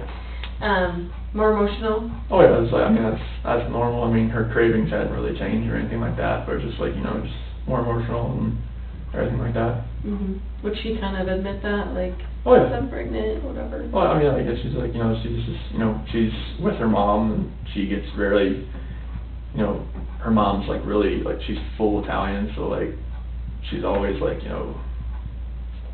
always just gung ho about everything, and it makes really anxious sometimes, and it's a lot of stress being over there with her family and my family as far as everybody, she's over there by herself with the kids. Do you guys all get along? Does yeah, we all pretty civil as far as. I know you said that you went to your parents by yourself. Was there a reason why Shanann and the girls didn't go? Yeah, because there was an incident where my mom had something in the house that Cece was kind of allergic to. What was that? It was some ice cream. And what are your kids sick with? I guess. Cece's allergic to tree nuts. Okay. And so not peanuts, but And my kid's allergic to peanuts, but not tree nuts, so. Yeah, so peanuts is like, I guess, it's growing from the ground. Mhm. So the tree nuts like pistachios and cashews and stuff like Those that. are the good ones. I know, and kiwi. Oh, Kiwi's goodness. like grown, like, I guess the spores have like something that's related to tree nuts, found out the hard way as well. But yeah, like there was an incident where she had something in the house as far as it was ice cream that Cece couldn't have, and one of my sister's kids went and grabbed some. She was eating next to Cece, and it was just a point where like Shanann said, they cannot come over here again. Because Cece's the one that kind of would lunge as she would just grab. Like, I mean, if my sister's kid had, She was having so fast you wouldn't even be able to. You wouldn't know, because I mean, like, how we figured out tree nuts was an issue is because Cece had a little sliver of a cashew one day, a sliver, and made her react. And her reaction has gotten worse over her last panel was a month, 2 months ago or something like that. And her reaction was a little bit when they prick her back and everything. Mm-hmm. So like that kind of drove Shanann to where like, all right, they can't come over ever again if you're going to have this in this house, and that's why that happened. When was that? Was that during this trip, or was that from before? It was during that 5-week span. Okay. Yeah, and they hadn't seen the kids in like 2 weeks when I got there. And Shanann was like, they can't come over. They can't go over there right now. What did you think about that? I was hurt. I was like, I wanted my parents to see their grandbabies. Like, even if it's just like we didn't even FaceTime. So like when I went over there, like I wanted to bring the kids, but like I respected her decision. Like, okay, like if you want the kids over there right now, it's fine. I just need to see my parents. Like, since I'm here, like I'm here for a week, I want to at least like go over there, give them a hug, and see my sister, her husband, their kid as well, and just kind of say, hey, hello, cookout, and just hung out. Do you know if Shanann told anyone in North Carolina about what was going on?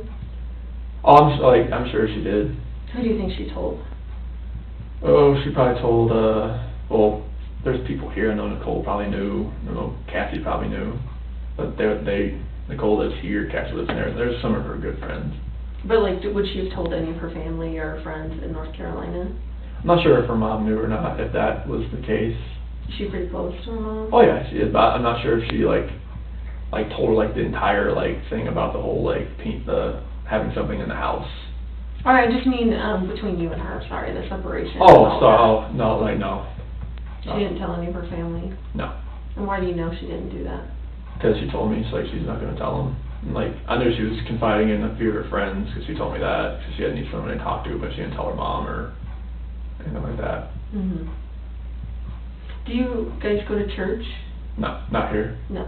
No, we haven't. Since you moved to Colorado, Yeah, you go to church? No. Okay. Like, we were talking about, like, finding one for, with the kids and everything. What about counseling? Did you guys talk about counseling? Yeah. Yeah, when did you guys talk about that? That was probably, we got back from the 7th, back to work on the 8th, so it was probably about the 8th or so. Oh, right before she left? Yeah. I guess she left on the 10th, is that right? Yeah. Okay.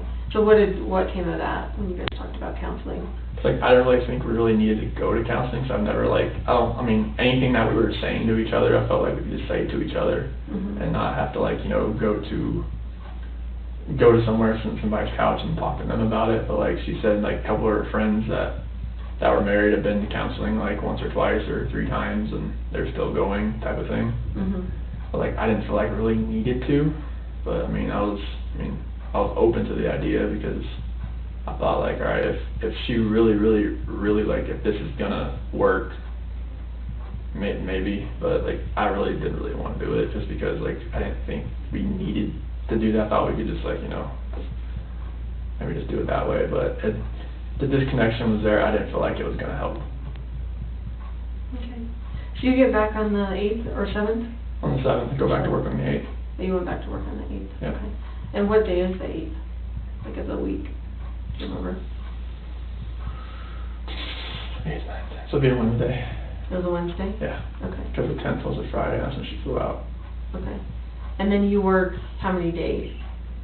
I worked Wednesday and Thursday, and then I was off Friday because that's when she flew out to Arizona. Okay. So tell me about all the stuff you did on Friday. Or how was it, I guess, before she left? Like, did you take her to the airport? Oh no, Nicole picked her up. Oh, Nicole picked her up. Yep. Okay. What was the attitude like, or what was the relationship like when she left for Arizona? It was, I mean, we were just, like we had talked about counseling and everything, and we knew what the sex with the baby was. We weren't going to tell anybody until she got back, because Nicole knew. Mm-hmm. Nicole was the one that, like, prepped everything for her, like, with the bag, and, like, a couple things, like, pour out a little fake champagne bottle and whatnot.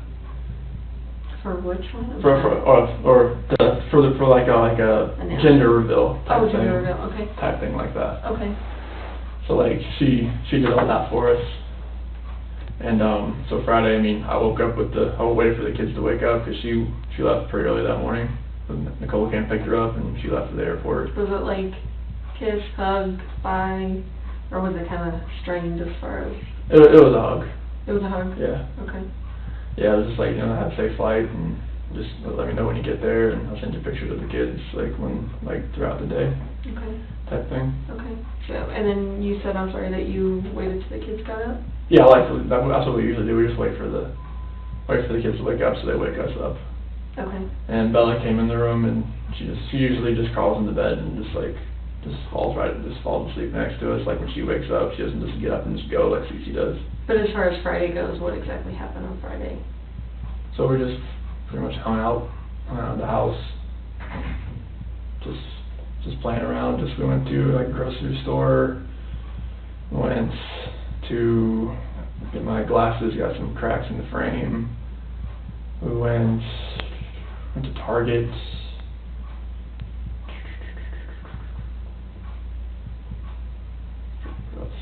We went to King Soopers to pick up the click list over there. I've never done that. That was fun. When did you do that? Is that your first time doing it? Or do you guys do Oh it? no, she does it for me all the time. Oh, she does? Mm-hmm. Very cool. Yeah, we just we had made a little day of it and everything, and. So, and I'm sorry, do your kids go to preschool or daycare? Primrose. Is that a preschool or a daycare? It's a little bit of both depending on your age. Because Okay. they have up to 6 months. Okay, so what are your kids considered? In the preschool preschool or in the? Celeste is like early preschool 1. Early preschool 1. And Bella is pre-K 1. So is it like you can drop your kids off before school starts, and they will Oh, yeah. have a daycare and then? Oh yeah, they could go into like they'll have like a room like sometimes they'll only have a few teachers there at 6:30 in the morning type thing. Oh, okay, you're right, and they combine most of the classes and stuff because Mhm. there's not that many kids there. So where is this Primrose at? Is that in Erie. In Erie. Yeah. Is there only one there in Erie? Yeah, I mean Primrose is like a chain of the school, but Right. there's another one like in Thornton or something like that. And But there's only one in Erie. yeah, there was a teacher work day that day, so that's why they couldn't go. That's what I was wondering. I'm like, so Friday they would normally go? Mhm. Okay. They would normally go. That's why I took that day off because You didn't have any daycare. because she was leaving so early and whatnot. But yeah, we just played around that day and we went to a couple different places and. And do the kids go 5 days a week there? Or how often do they go to? 5 days a week. 5 days a week. And what is the normal time that they go from like 8 to 10?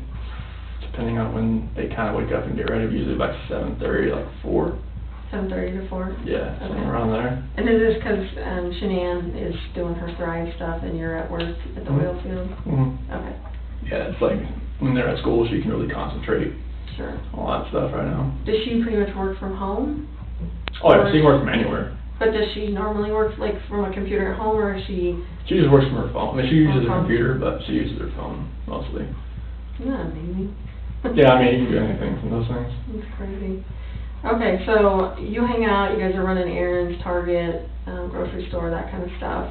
What time do you think you get home on Friday? Probably about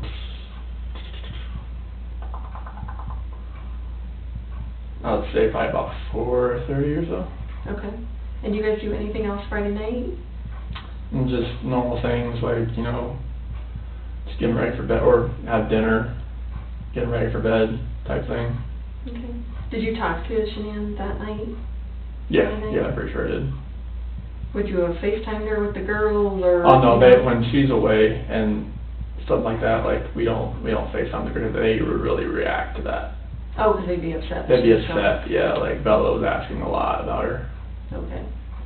So did she talk to them, like as far as on a phone call, or no? There was no contact between her and the kids while she was gone.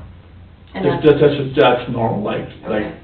like if she like last time there was a Thrive event that was like she went to Canada, and like it was like we do not talk to the girls. Like they would literally like have like a cry fest. Like you're like, I can't handle that. So. Well, I mean she knows like yeah. and, like it would really make her cry too. Mhm. Okay. So it was just one of those deals. Right. So what time do you think they go to bed on Friday night? Probably about 7:30, 8 o'clock. Okay. And what did you do Friday night? I went downstairs and worked out and just kind of chilled out at the house. And so your weight is in your basement? yes. Okay. So you went and worked out, and then how do you chill out? Like, what do you normally do? Sports Center, and just like if there's a cool movie on to watch or something like that. And did you have anyone over on Friday, or anyone stop by, or anything like that? No. Okay. And then what happened Saturday morning?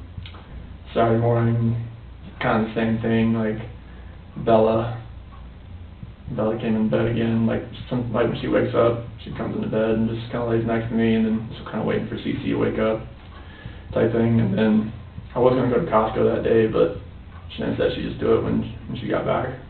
I go back on Monday, get some chicken or vegetables and stuff like that. But I got most everything from that click list, the King Supers.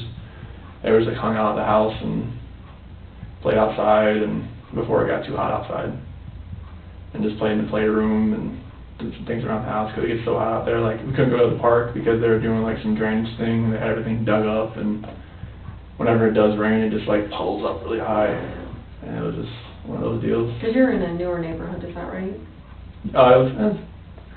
Our house was built in 2013. Oh, okay. But there was already houses there. I think those houses have been there for a little while. Oh, okay. Okay. So you guys come in, or you're hanging around the house, playing around the house. So what happens around dinner time? So Jeremy Lindstrom, one of his daughters, McKenna, watched the girls that night. I went to a Rockies game. Okay. Yeah. Who did you go to the Rockies game with? I was people from work. And who did you go with from work? It was Cody and. Your last names too, just because I don't know who these people are. Oh yeah, it was like Cody Bourgeois and. Yes, because it was a raffle that we had from work. Oh, okay. So it was a work function, but it was Cody Bourgeois and Sam LaRue. Those two guys? Yeah. Okay. So just three of you guys went? Yeah. Yeah, and then I came home about 11. Did they win? Yeah, it was a walk-off 3-1 home run in the bottom of the ninth. Nice. So this is Saturday night, right? Saturday night. So what time did you actually leave to go to the Rockies game? It was like 5 o'clock. 5 o'clock. Did the game start at 7 or? 6:10. 6:10. Yeah, did I got you done. stop and eat dinner, or? Yeah, the Lazy Dog. At the Lazy Dog. Yeah. Who did you eat dinner with? About the same people. Oh, okay. Yeah, so got down there, the Rockies game, came back about 11 or so, stopped by at the gas station next to the house, got some money from McKenna, gave it to her. What gas station is that? The one right by our house. Do you know what kind it is, or? Conoco. Conoco? I think it's next to a Pinocchio's restaurant. Okay. So Is the ATM inside? Yes. Upstairs? Yeah. Okay. Yeah, so we got that. Talked to Shanann on the way home. From the Rockies game? Yeah. How did you get there and back? With the Lexus. Oh, with Lexus. So did you pick up anyone on the way? Did you give rides to anyone? No. You just met them down there? Yeah. Where were your seats? Do you remember? That was on like the third baseline. Like good seats? They're decent. First level kind of? Like 10 rows up probably, or something like that. Nice. It was not too bad. How much did you pay for the raffle? Oh, it was just something to enter. Oh. Something to enter in there. Fine. But they always have something like for a golf tournament. I'm not a golfer or anything like that, but it was just something to enter. Do you and your people you work with get together every once in a while? Not mainly. This was just like a random thing. It was just something I never won anything, so it was just like one of those random things. Did you pick them to go? I won that one ticket. All three of you won Yeah. the ticket? Yeah. And did anyone else meet you guys there from work? Or? No, it was just a random thing. Okay. Yeah, but when we got home, I called Shanann. I asked her how much to give McKenna, and she was like, "It's like, do I give her 60 or give her 50?" I was like, "Just give her 50, because it's like, okay, you don't want to overpay her." I'm like, okay. When I get there, and the expedition was there. I think that was Jeremy's wife's car, and I gave her the money, and girls were fine. They ate pizza. I ordered pizza for them that night, for them like that. And then after that, I went inside, went to bed, and then. Were the girls in bed? Oh yeah, they were totally passed out. And was the mom there to help McKenna, or? No, I think she dropped off the car, because I didn't see anybody in the car when I pulled up. Oh, McKenna can drive. I don't even know how old McKenna is. She had her own car. She had a Jeep. Oh, okay. But I didn't see anybody in the car as far as her mom was, but I think they just dropped her car off, so like when I got home, they could just. Okay. So, and I hate to keep going back to the rocket team, but you were with your coworkers there. Did you mention to either of them about, issues that you're having with your wife or anything like that? No. Are these not those type of people that you would talk to like that? No, Okay. nothing like that. Nothing at all like that. Because it's as personal type things. I didn't want people at work really knowing anything that I'm going through. Mm-hmm. Only person I really told was my foreman, just because Who is that? Luke Apple. Okay. And what did you tell him? I just told him I wanted him to be aware if he felt like my mind was not on task, that tell me and just send me home type thing. Mm-hmm. Because at work, when you're there, you need to be, because there's so much pressure around. Not pressure, wellhead pressure. Yeah, that kind of pressure. Dangerous. Yeah, you stand in front of a master valve or a needle valve that could be open or something like that. So you don't want to be 100 pounds could kill you. But I work around stuff that has So did he ask you why would your mind not be right? I told him my wife and I are we're going through a few things right now, and that separation has been on the table. I want you to know my mind's gonna be on task, and I wanted him to know if you see anything that I'm doing that you don't like, just let me know. Because my foreman, he's the one that's gonna he's the one seeing my performance reviews. He's my boss. Is he out there when you're working and stuff? He's in the office mainly, but he's one of the foremen that likes to go out to the field. So he may see you out there. Yeah, oh yeah, he likes to if he has meetings or whatnot, he likes to, or when he's done with meetings, he likes to get out of the office. So what was his reaction to you when you told him that? It's just let me know if anything happens, and I won't tell anybody on the team or anything our team, because that's personal issues. So I'll just keep me in the loop. Okay. Type deal. And when you get home from the Rockies game, both girls are in their own bed? Oh yeah. They always sleep in their own bed? Oh yeah. Okay. So do they have separate bedrooms? Yes, I have a joint bathroom. Okay. Jack and Jill. Okay. So tell me about Sunday morning when you wake up. So Sunday morning, we wake up like normal, and Bella actually goes into Cece's room and wakes her up this time. Okay. So it happens. But yeah, so that happens, and then we go downstairs and watch Bubble Guppies and stuff like that. And I put in bed a little early that day because Jeremy's son, Caden, called Buddy, he's turned 4. Wait, are you talking about Sunday night already? No, it's Sunday afternoon. Oh, you put him in bed for a nap? Yeah. Oh, okay. Yeah, nap time. Yeah, they have a nap in the middle of the day. That's the best, yeah. Yeah. Okay. So we go over there after a nap. I wake them up. We go straight there. What time is that, you think? So the part of at 1, I woke them about 12:30. Type deal. Did you guys have a present for this little guy? Or Yep. How'd you get the present? Oh, we went to Target that day. And I got them a little dinosaur car. Okay. Yeah. So earlier before their naps, you went to Target? Yeah. Okay. When we got the dinosaur car. Did you go anywhere else besides Target? Mm-mm. Okay. No, not that Sunday, no. Okay. Like, as we got back, it was about that time, and they had some, for like that little early lunch, had some they wanted cold pizza. So that was their deal. It was the pizza left over from the other night. Okay. So they ate that, and they went and took a nap. And then after that, we went to Jeremy's house, and we rode there for like 1:15 to like probably 4:30, 5 o'clock. Out there, it was like, I didn't know it was gonna be like a water balloon like pool thing.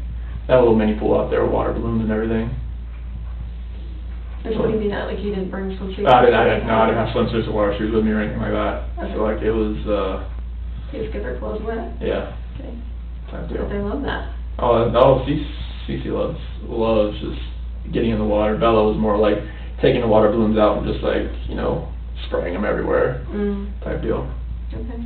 So you get home about what time, you think? About 4:30, 5 o'clock. Okay. So what happens after that? Immediately just put them in the shower and try to wash them off because they had, sand and everything, because they had a little sandbox over there, like with their little playground. And so I just put them in the shower immediately, just wash them off. They can usually like wash their hair by themselves and whatnot. So are you in the shower with them? I'm on the outside. On the outside. Yeah, I'm just like, I let them kind of do their thing and wash them up and everything and get them dried off, put some lotion on, pajamas, go downstairs. They wanted pizza again, so cold pizza.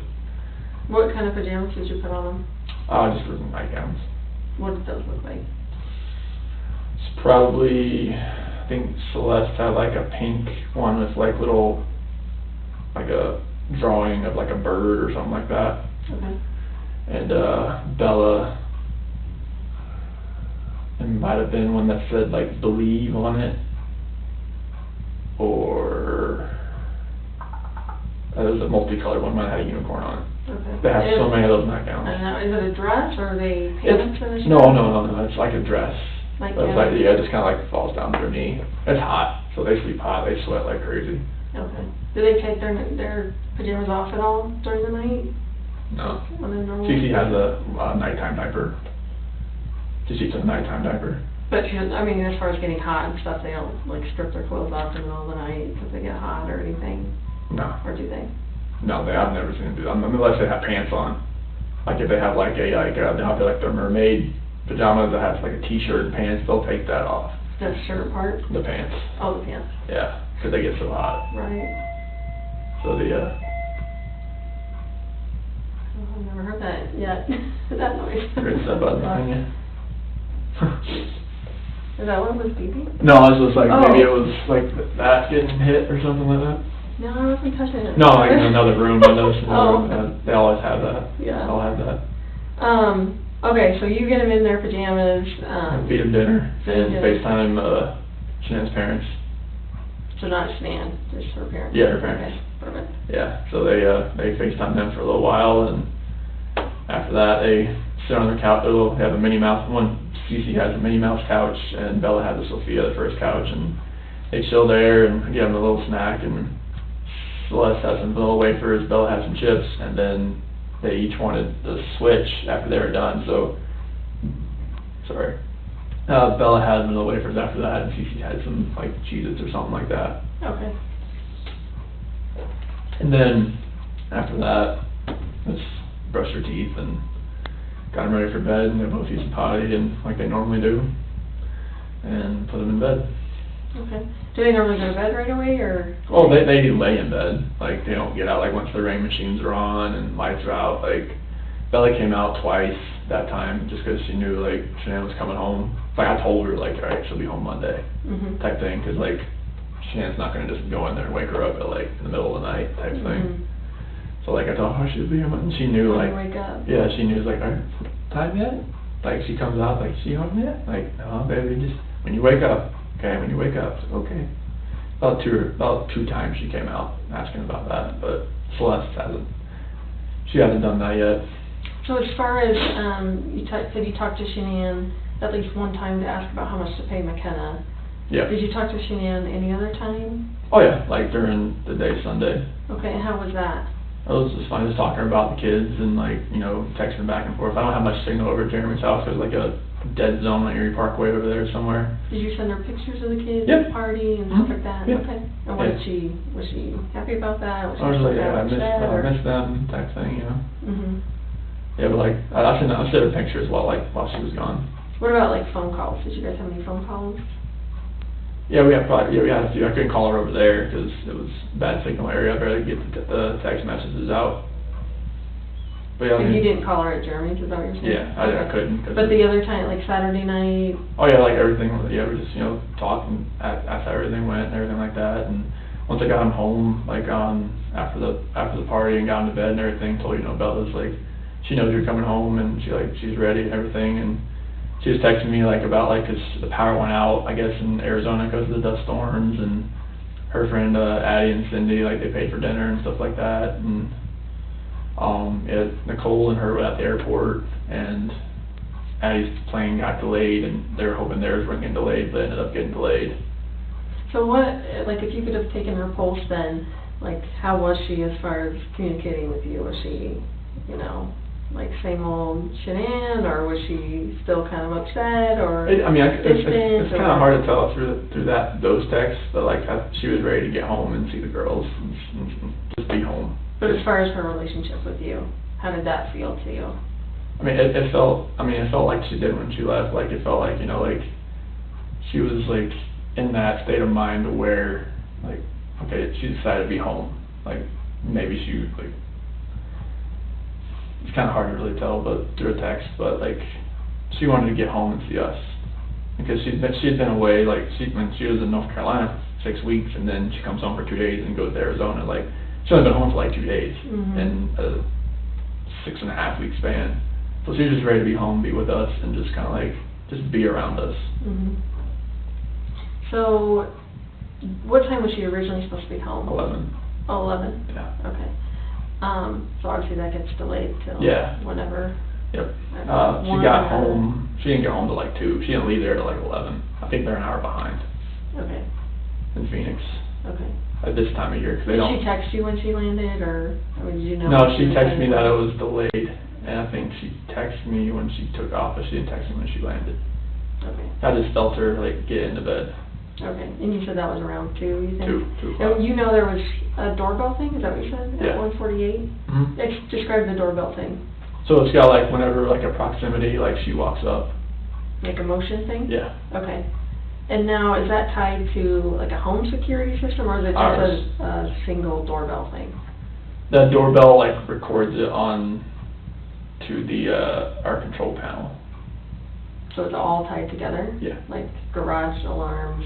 Yeah, everything. Alarms, window, whatever? Well, there's no windows, but just okay. There's a living room motion thing and a basement motion, and we have open and shut sensors on the basement door and the rear sliding door, and obviously the front door and both garage doors. So is it anytime they're open, or just if they're Anytime open for they're an Both. extended period of time? So if the door is left open, after a certain amount of time, it'll say the front door at 2825 Saratoga Trail has been left open. So did it alert you that she was outside using the keypad to get in when she got home, or? No, it picked her up walking up to the door. And did it alert you that? When I saw it the next morning when I woke up. It wasn't enough that it woke you up? Oh no, it's very a faint ding type thing. And what's the living room one? What's that for? It's just a motion detector. If you set the alarm to away, nobody's gonna be in the house. That's stuff like that. It'll pick that up and set the alarm off. Is it on when you're home though? No, if you set it to away while you're home, you're just gonna check the alarm. Okay. So you don't have any of those active, I guess, when you're at well, it's always active, but it's not set to. You can set it to away and stay or disarmed, but it's still gonna pick it up. Oh, okay.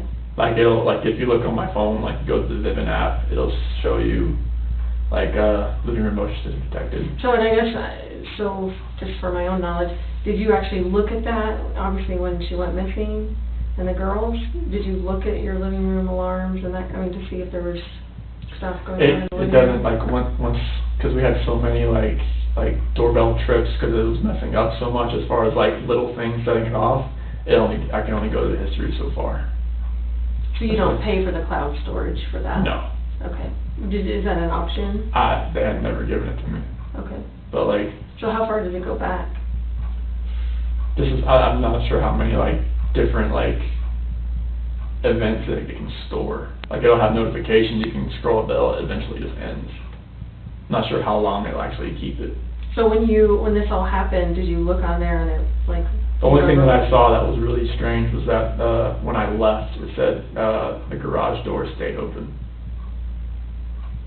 And no, so if that was on there at 5, whatever in the morning, right? Wouldn't the other stuff still be there too that happened after? Like if there was motion in the living room or the basement or whatever? It should have been the only thing. There was like a basement door left open and garage door left open. Oh, when was the basement door left open? It was about the same time. 5:27? Yeah, it was like within a minute. And then what was the other one, did you say? That garage door left open. Was the basement door open when you went back? Not that I remember. Like when I got there, everything was shut. Garage door was shut, basement door was shut. What, like, you go out to the basement, like, The basement is it a walkout? No. Oh, It's a garden level. okay. So there's like the windows, I mean, you can see the backyard. It's not like one of the ones that's like a normal one where it's like a deep dive, like where you have to look up to see like the level of the grass. So what's the basement door then, I guess Oh, so the basement door is, so like when you walk in you walk into the house through the garage, and then as you're walking to the living room, you take a right, and then that's the basement door that leads down into the basement. Oh, so that door has an alarm? That has a sensor that tells you when it's open, because you can, since it's a garden level basement, the windows, you can walk into the backyard and you can open a window. You don't have to dip down, you just open a window and you can walk in, type of thing. So there's an alarm on the There's interior door because... Yeah, because like you could, in case an intruder came in through the window, basement? yeah, like stuff like that. Okay. And that one went off too? Like, was that before the garage or after the garage? Which one was first? One was at 526, one was at 527. I think the 527 one was the garage and the 526 was basement left open. Do you get those a lot, or do you guys even hang out in the basement usually, or? I'm usually down there just to like work out, but I didn't work out that morning, so like it definitely wasn't open when I left. Okay. Sorry, That's okay. very off track. You're fine. So the Ring doorbell goes to your phone. Like, how do you log into that system? It's just an app. It's just an app. What is the app called? Vivint. And does she have that app as well? Yep. Okay. Should be on the phone. Is it your login? Is it her login? You guys Hers. Oh, it's her login? Yep. So is it her email and password? What is her email? ShanannWatch@gmail.com. Okay. Do you know what her password is for that? It should be like 428-4915, capital S, lowercase w. Say that one more time. 428-4915, capital S, lowercase w. Okay. Is that what she uses for other stuff, or? Yes. Okay. Yes. Kind of common. Yeah, it's her. Her go-to password? Yeah, it's a phone number. Okay. Oh, that makes sense. So... It's a phone number, not hers, but it's a phone number. Right. Okay. So, I know, like, I have a Ring doorbell, and, like, our flag will shut it off sometimes, you know? Yeah, that's why I took my flag down, because, like, it kept, like, after we had, like, the camera reset, because it wasn't working for a little bit, it was picking up, I thought it was a flag, but, like, it wasn't. It was, like, picking up just, like, the tree moving around, and the bush, like a branch or something. Or just shadow or something, like, yeah, I feel like Yeah. that does that, too, so... is that the system that was installed in the home when you moved in, or is that something that you guys installed? When did you guys install that? I would guess 2 years ago. 2 years ago? Okay. I think. So are you completely asleep when she gets home? Yes. Do you hear her, like... I felt her, like, get in. But as far as, like, did you, was she putting away her luggage, you know, like... No. Like me, I'm crazy about, I need to unpack, like, the second I get home, no matter... It was really late, but, like, I don't know. You don't think she was unpacking suitcases or whatever? You think she just, like, her went up the suitcase is stairs still and... Her suitcase is still there. Okay. Yeah. Okay. So she's the one that would wait till the next morning when she woke up and Yeah. pack her suitcase and Yeah. everything? Okay. And do Yeah. it. You said the next thing you know is her getting into bed with you, is that right? I felt her get in bed. We didn't say anything because I just kind of felt it. Okay. Do you know if she was on her phone or like how any of that works? I don't think she was on her phone, like, 'cause, I mean, it was really late. So what is her like routine for when she comes to bed, like before she gets into bed? I know it's kind of weird because she was coming from the airport, but like on a normal night, like does she brush her teeth, take her makeup off, Yeah, like give me that routine. Yeah, so normally it's like, alright, she'll brush her teeth, she has some makeup remover, like a rag, and she'll do all that. She'll take her balance, which is like something to help like stomach, you know, help everything. It's like I won't say like a laxative, but it's something like that. Mhm. But yeah, she'll go through, she'll do that, and then that's pretty much it. And then she'll lay in bed and she'll text people, call people, like if she needs to, as far as like anybody, promoter, customer, anybody needs her. Does she charge her phone next to the bed? Does she? Usually. Okay. What about, I heard she had an Apple Watch, is that right? Yeah.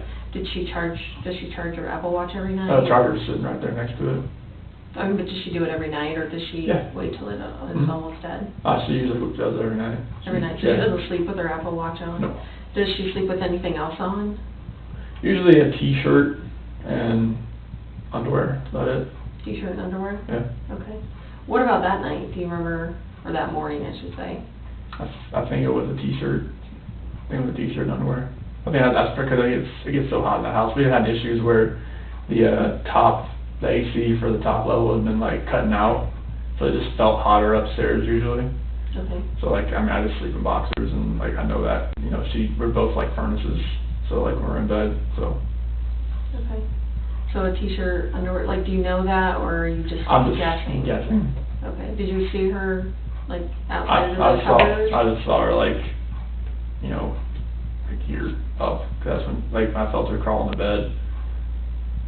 Was there hugging or kissing or anything else that went on when she got into bed? No, I just feel her get into bed. Where's your, like, how do you sleep? I sleep like facing the wall. And what side of the bed do you sleep on? So I'm on, like, if this is the bed, I'm on the right side, she's on the left side, so I'm usually like this. I'm usually with my back or side. I'm not a stomach sleeper or anything. Okay. So your back is to her, basically. That's when I kind of feel her, because that bed it's never feed bed, but like it sucks, and I could feel her get into bed. Okay. And then as far as like jewelry, does she take off jewelry? I don't even know if she wears jewelry. And the only thing she wears is her wedding ring. Does she wear that to bed? The only time she ever takes it off is to color her hair. To color her hair. So she keeps it. Now, had she stopped wearing it at all because of, you know, you guys going through your hard time or anything like she wore it to Arizona and all of that? Okay. Okay. So, because I think, was her ring left in the house? Yes, on the nightstand. Was that unusual? Very. Like you found that to be odd? Yeah, not yeah. If she colored her hair, it'd be in the bathroom, and then she put it right back on. Did you see any evidence that she colored her hair, like to? No, because she just colored her hair the week before. Okay. Because I think her mom and her, they're gonna do it because her mom's a hairdresser. Okay. So she does it with her mom, or? Well, she was gonna do it because her mom's a hairdresser there, but I think she just colored it on her own. Okay. Because she was as far as asking. like evidence of maybe her changing her hair to a different color, like to, you know, disguise herself, like did you get any? Nothing. I mean, like most of the time she likes to keep her hair black. So. Okay. So she gets into bed, you feel her get into bed, and then is there a conversation? When she gets into bed, no. Like I wait till I get up. Okay, and then you get up at 4, Get do ready. your stuff. Yep. And then what happens after that? That's when she had told me the night before, like, hey, you know, when I get home, I wanna get up so I can get this airport off, like take a shower, you know. Tell me what that means. Well, get the airport off of me, you know, like type of thing. Like she didn't want to just, you know, get in that late and hop in the shower and stuff like that. She just wanted to go to sleep. So like she wanted to get up, like when I got up, so she could take a shower. She wanted to get up in 2 hours? Well, no. She thought that like she'd be home at 11, but that wasn't the case. Oh, so did she tell you that when she was supposed to be home at 11? Yeah. But did you think still like maybe she still wants to get up and? No, I felt if I assume, like I know I'm just it's not. You'd be in trouble. I would be in trouble. So like, why did you wake me up? I was supposed to take a shower. I've done that many times, and I learned that you have to just do what she says. Okay. So when it comes to that, because it's just I don't want to make her mad. So. Okay. So she ends up. You wake her up. How do you wake her up? I just like I noticed like not to like go like that, just kind of like rub her shoulder, just kind of like really lightly, because she'll give me the alligator eye, like one eye open, one eye shut type thing, and like look at me like, what the hell are you doing type thing. But like, and just kind of like rub her head just a little bit, just kind of wake her up like slowly, not where it's like jolting her or anything like that, and that's how I woke her up. So are you outside the bed when you're doing that? I slid back into bed. So you're in bed doing that? Yeah, okay. On top of the covers. Like on top? Yeah. Okay. So I'm in my work clothes and everything like that. Okay. And what did she say? She's like, I asked her like, hey, you wanna wake up, take a shower? And she's like, yeah, I'll do it, something like that. And then I told her like, can we talk a little bit? And she was like, yeah, let's talk. Like, was she groggy at all, or was she? No, she was pretty. Pretty with it? Yeah, pretty with it, and surprisingly, but like, yeah, she was pretty with it. Okay. And how did you start that conversation? I told her, we need to sell this house. Like, we need to downsize. We need to get something to where we're not it's not strapped so much. Because the house. We're paying can I go down how much we're paying a month for the house? Yeah. It was like $2,700 a month, and that's a lot. And with the kids' school, like it was a lot. So it was like, all right, if we can like sell the house. Like, she had already contacted the realtor like the week before through an email. So like the realtor already kind of knew about like that we were interested in selling the house. And so like And how long have you lived in that house? 2013. Okay, so. In May 2013. Okay. So like, yeah, I went through that, and actually like I was, maybe just get something smaller, like Brighton, North Glen, somewhere that's cheaper. I know nothing's cheap right now, but just something. But like, I told her, and told her about what I was feeling. Like, I didn't want to text her, I didn't want to call her about like a separation, like really like, I wanted to be face to face with her talking about that. And so tell me how that conversation went. It was just about like, I just don't feel the connection anymore, and that like how we were together, like it just wasn't working anymore, and that like the love that we had in the beginning, I don't feel that anymore. And that, she said, like it was more of just crying and emotional, and it was. Was she mad at all? Being crying like she was, crying like I was. She was upset, but it comes with that kind of conversation. Like I didn't. Did she accuse you of anything? Being a woman, she's like, is there somebody else? I'm like, no, there's nobody else. This is me talking to you about this. Isn't it like somebody came into my life and took me from you? This is, me talking to you. This is just me. Mm-hmm. Like, there's no outside influence coming from this. Like, this is how I feel. Did she seem like she believed that? When I told her there was nobody else? Uh-huh. Yeah. I believe her when, if I believe that she would never have, like, an affair on me, and she knows that I wouldn't do that to her. Like, we've talked about that before, like, many times. Like, has she ever accused you of that in the past? No. Has she ever, like, suspected, like, anyone else that you're close to? Like, way, way, way early in our relationship. Like, when we first got together, and I was still getting messages from girls I was friends with, and she'd ask questions and, like, stuff like that. Like, who's that? Like, how do you know her? Like, and I would just, not talk to them anymore, just, like, ease her mind type thing. Was she like a jealous person that would, look through your phones, or? She had full access to my phone. I know, but did she? I'm sure she.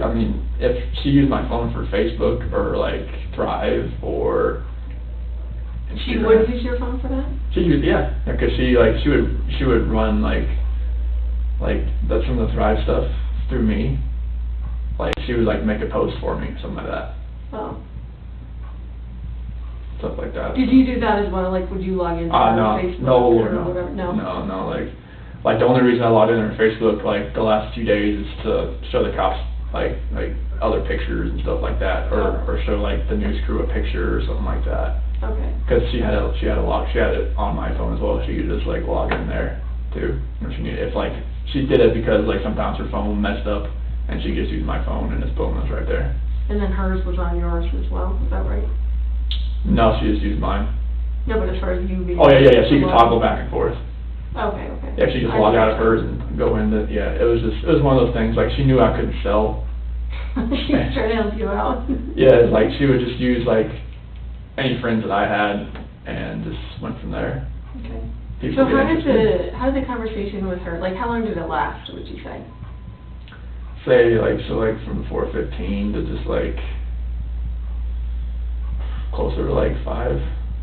And I guess I'm a little confused because you talked about that you were telling her, let's sell the house and get a house, like, cheaper in Brighton. Well, just, like, I wanted to sell the house just to, like, so we can get, like, if we do separate, like, we'd have, like, some money to ourselves, and we could, like, if, I was hoping she would stay here, you know, like, because she had told me before, like, you know, if we did separate, like, she couldn't afford to live here on her own, and she said neither could I. I was just like, you know, like, give it a shot, like, whatever money that we could get from the house, like, you know, fix it. So you weren't talking about you guys buying a house together somewhere, it was more like, I mean, let's sell sell it, it, split it, and then sell we it, can... and just, like, we can go, like, we can have some money left over, like, and be close to each other. Tell me about, I know it sucks having to sit here and talk to someone about all this stuff. That's what I need to do here. Tell me about your financial situation. I know $2,700 is a lot for a house payment. Yeah, I mean, How much were you paying for at Primrose? I think last year we paid like $25,000. So what is it Or like usually a 18, month? 20,000. What's your bill usually? With 2 I think it's close to like $500 some a week. Okay, that's a lot. Yeah. A lot. What other bills do you guys have that are big? Surgeries from neck surgery. What happened to her neck? Disc that was compressing down. There was like nothing, like there was no like fluid that like the spinal cord with the fluid to support it was just bone on bone. And she has a scar like right here. Did she have insurance when that happened? Oh, yeah. Okay. Yeah, but it was just whatever's left. But it was like over $100,000 surgery. So how much do you guys have left to pay on that? She covered all the finances as far as like that. How long ago was that? That surgery, it was last. It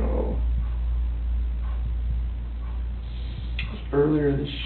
I could look on my phone. I thought it was last. Yeah, it was last year because I remember Christina from Hawaii came to help, and it was during football season. Okay. So I think it was last August, September, October, somewhere around there. Okay. So fairly recently. Yeah. Okay. So what other big bills do you guys have? CCs, like endoscopies for EOE, because she had acid reflux. Okay. And allergy testing, and CC had a clogged tear duct. And I had that too. That was not fun. yeah, tubes in their ears, and their adenoids removed. Oh goodness. So there was that. Yeah, there was that. What medication are they on? Are they on some medication? They have inhalers for like they were going through like, it was like they said it was like child asthma, but they couldn't call it asthma because they're so young.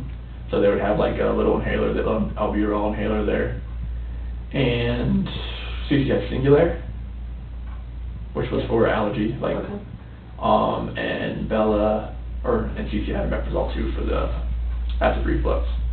Okay. And that's the stuff that you give them at night, pretty much? Omeprazole, I just kind of give CC that when, just throughout the day, like 30 minutes before she eats, if I gotta remember, like, somewhere in there, and Singulair I give it to her at night. Okay, okay. So what other big bills do you have? I think that was mainly what we, and some credit card bills. How much do you think you owe on credit cards total? Take it as like a random guess. Mm-hmm. I'm gonna guess about 8 to 10,000. Okay. I have like You don't do the finances? no, because I mean, yeah, because she knew like from when she met me, like the one stupid thing that I did was that I sold my 4-wheeler for less than I owed on it, and she just like, that's the stupidest thing I ever heard. You're never touching the finances. Mm-hmm. I'm like, okay, I can deal with that. Right. What about like car payments and stuff? Car was paid for by Lavelle. What's that? The car was paid for by Thrive. Lavelle is the company, and Thrive is the product. Oh. So if your team sells over $12,000 a month, they give you a car bonus. Oh. Yeah. So they pay the bill, the car bill? Yeah, they give you $800 a month. And can you drive the car? Like, is it a Anybody can. family car? Yeah. Very nice. Yep. Wow. Stripe thing is kind of crazy. Okay, so what about any other bills or any other? I'm between the surgeries and the kids' low operations and credit cards and the house, just like utilities, stuff like that. And we did file for bankruptcy like 2 years ago, just because of everything that was like on our plate. And how much was discharged in that bankruptcy? Oof, I am not sure. Like just bare ballpark. Did it include, you know, cars and all sorts of stuff? No, cars wasn't part of it because she was with Lavelle at that point in time. I think it was mainly like a lot of like maybe furniture that we owed on, just everything that, I mean, it's hard to put even a ballpark number, honestly, because it wasn't medical. Like medical bankruptcy is different than just normal bankruptcy, I think. So like none of that was touched, and the house it was still, you know, that wasn't part of it either. You didn't touch that, yeah. No, so it was just like anything else that was like outstanding or pending. But I couldn't even put a ballpark. I really don't know. Okay. I'm sorry about that. Oh, that's okay. That's okay. So how would you like classify your financial situation? I mean, with everything that we have going on, I mean, like when the kids like go back when they're going back to school, it'd probably be like pretty much like check to check, if you know, because most, like, she had taken out a loan on my 401k as well to catch up with the house payments. Okay. How much did she take out? 10,000. Okay, when was that? August, so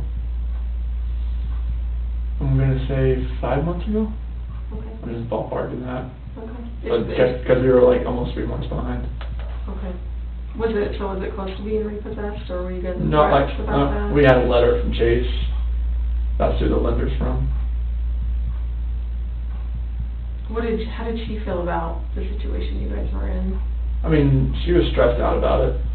I mean, that's why we took the 401k loan out. That was the max we could do, and just put it all towards the house and get caught up. Mm-hmm. So are you current right now? I just got to pay August. Okay. When was that due on the 1st? It's due by the 16th. By the 16th? Tomorrow? Yeah. Okay. And do you guys get health insurance through your job? Yeah, United Healthcare. Okay. How much do you pay for that each month? I think it's like $350 something. Oh, every two weeks. 350? I think it's I'm trying to think now. Is it 700 a month? It's, I have to look at my last pay stub, but maybe it's like 500 something a month. So I'm trying to think, like, I'm looking at all the deductions that we have coming out for like me plus spouse and child type thing. Mm-hmm. So they don't classify it as like, you know, like if you have another child it goes up. It's just like, you know, you plus spouse plus child. For family, yeah. Yeah. Okay. But I think it's every 2 weeks. I pay bi-weekly, so I'd have to look at my last check, but I think it's about, maybe it's like 5 something a month. Okay. So that's health insurance. What about life insurance? Do you guys have any life insurance? Yes. Yeah, I got one for Shanann through work, and then one for both kids through work. I think Bella and Celeste is like a $20,000 one. I think that was the max you could do. 20,000 a piece? Yeah, I think that's what the max you can do. Cover funeral costs? Yeah, and like, I think Shenan's is like 50 or 100, something that's the max you could do. Okay. Do you guys have any like other life insurance with any other? I think Shan has like her own, and I have my own type thing. Okay. How much do you have on you? Oh, no clue. Why wouldn't you know what you have? Did she get it? She did it. She does okay. all that, like, cause like I think the person who introduced us, my cousin's wife, she did like insurance. I think she did it through her. Oh, and what's her name again? Her name's Nicole, because they're not together anymore. Nicole Kennedy. Nicole Kennedy? Yeah. Oh, they're not married anymore? No. Are you guys still close with her, or like, would you talk to her? No, I don't think Shannon and her had fallen out. They did have a Yeah. falling out? Yeah, something about like her old boss and like some like money thing as far as like him and some like it was something I didn't know about. Are you starting to say embezzling? Yeah. Okay, like the boss was embezzling, or did they accuse Shanann? I think it was the other way around, but I had like no like really details about it, and it was just like one was saying one thing, one was saying the other. And I was like, and I just want to make sure I'm not getting this mixed up. Yeah. The boss maybe accused Shanann of embezzling money. Yeah. And how long ago would that have been? Well, that was like right before I met her. Like 2010? Yeah. Okay. And where was she working? Was she working at that? Like her boss was the one that owned all the wheel shops. And I think Nicole Kennedy gave her, she did insurance at that point in time. And okay. So whatever happened with that? Like the boss accusing your wife of... they're still good friends. The boss and your wife? Yeah. Okay. Yeah, he's like putting everything out on Facebook, like to everybody. He has contacts all around the world. Mhm. So they're still like, she's trying to get him on Thrive and all that kind of stuff. I think he actually uses it, but not right, but he uses it. Okay. And then you said Nicole and Shanann had now falling out because of that. Nicole Kennedy. There's like... There's so many Nicoles. There's Nicole's, there's Nick's. I don't want to get all this like mixed up. So yeah, Nicole Kennedy, yeah. Okay. But you don't talk to Nicole Kennedy either? I haven't talked to her in years. She didn't reach out to you after all this No. happened or anything like that? No. So do you have any idea like what policy Shanann would have gotten on you? Like how big it would have been, or you should probably know what you're worth.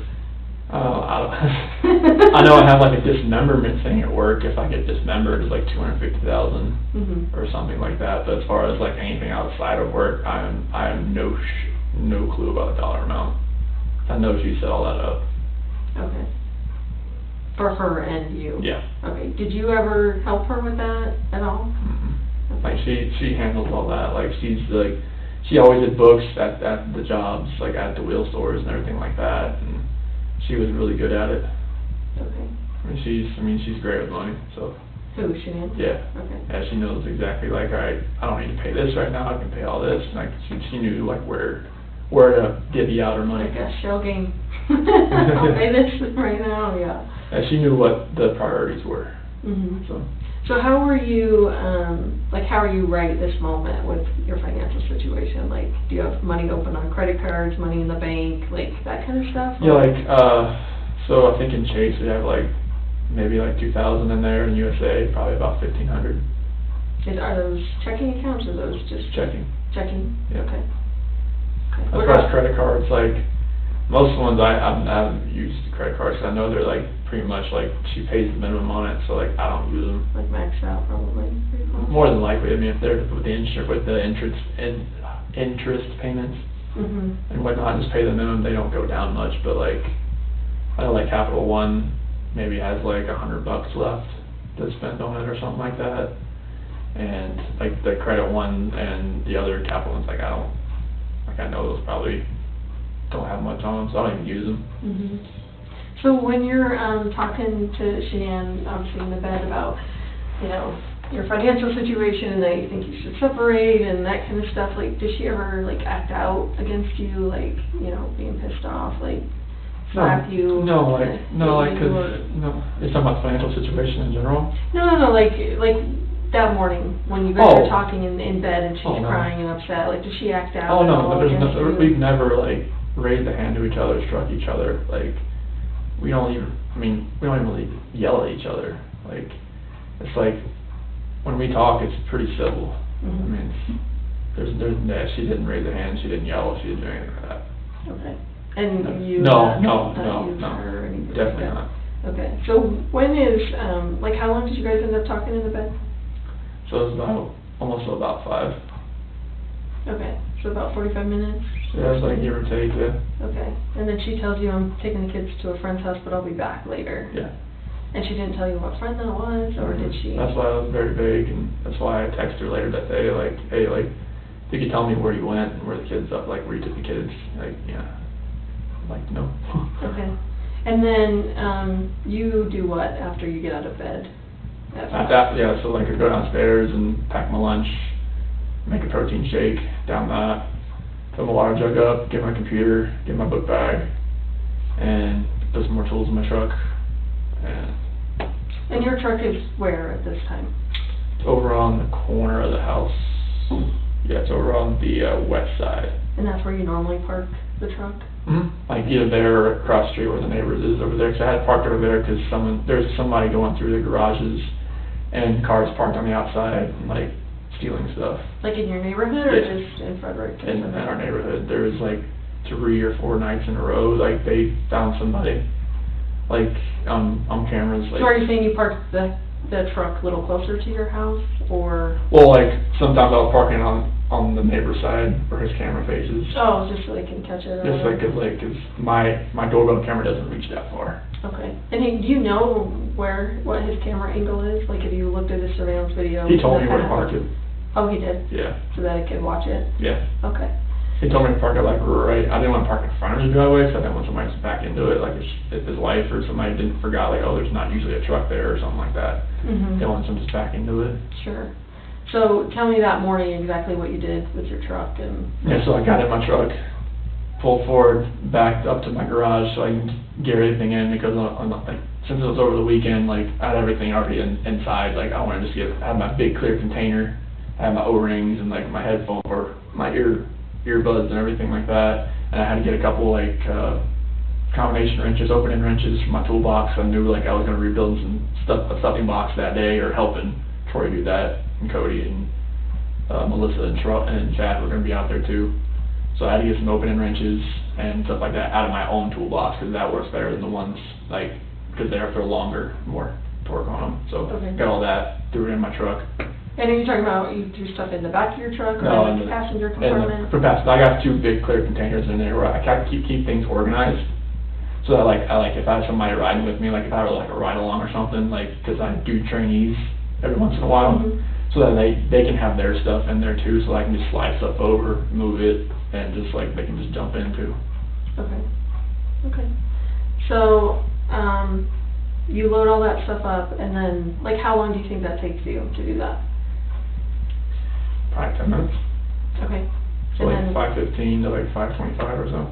Okay. And are you actually backed into the garage, or just in the driveway? Back then, I was like not really back into the garage because her car was sitting in the garage. So how far in the garage do you think you were? Quarter of the way. A quarter of the way? Well, because not a quarter, I mean like an eighth of the way. Okay. Is it a big truck? I didn't see. It's F-250. Okay. Big truck. It won't fit in the garage because it's too long, so. Okay. So you load all that stuff up, and then what do you do from there? I'd get in the truck and pull forward, close it, or I hit the button for the garage door to close and drive off.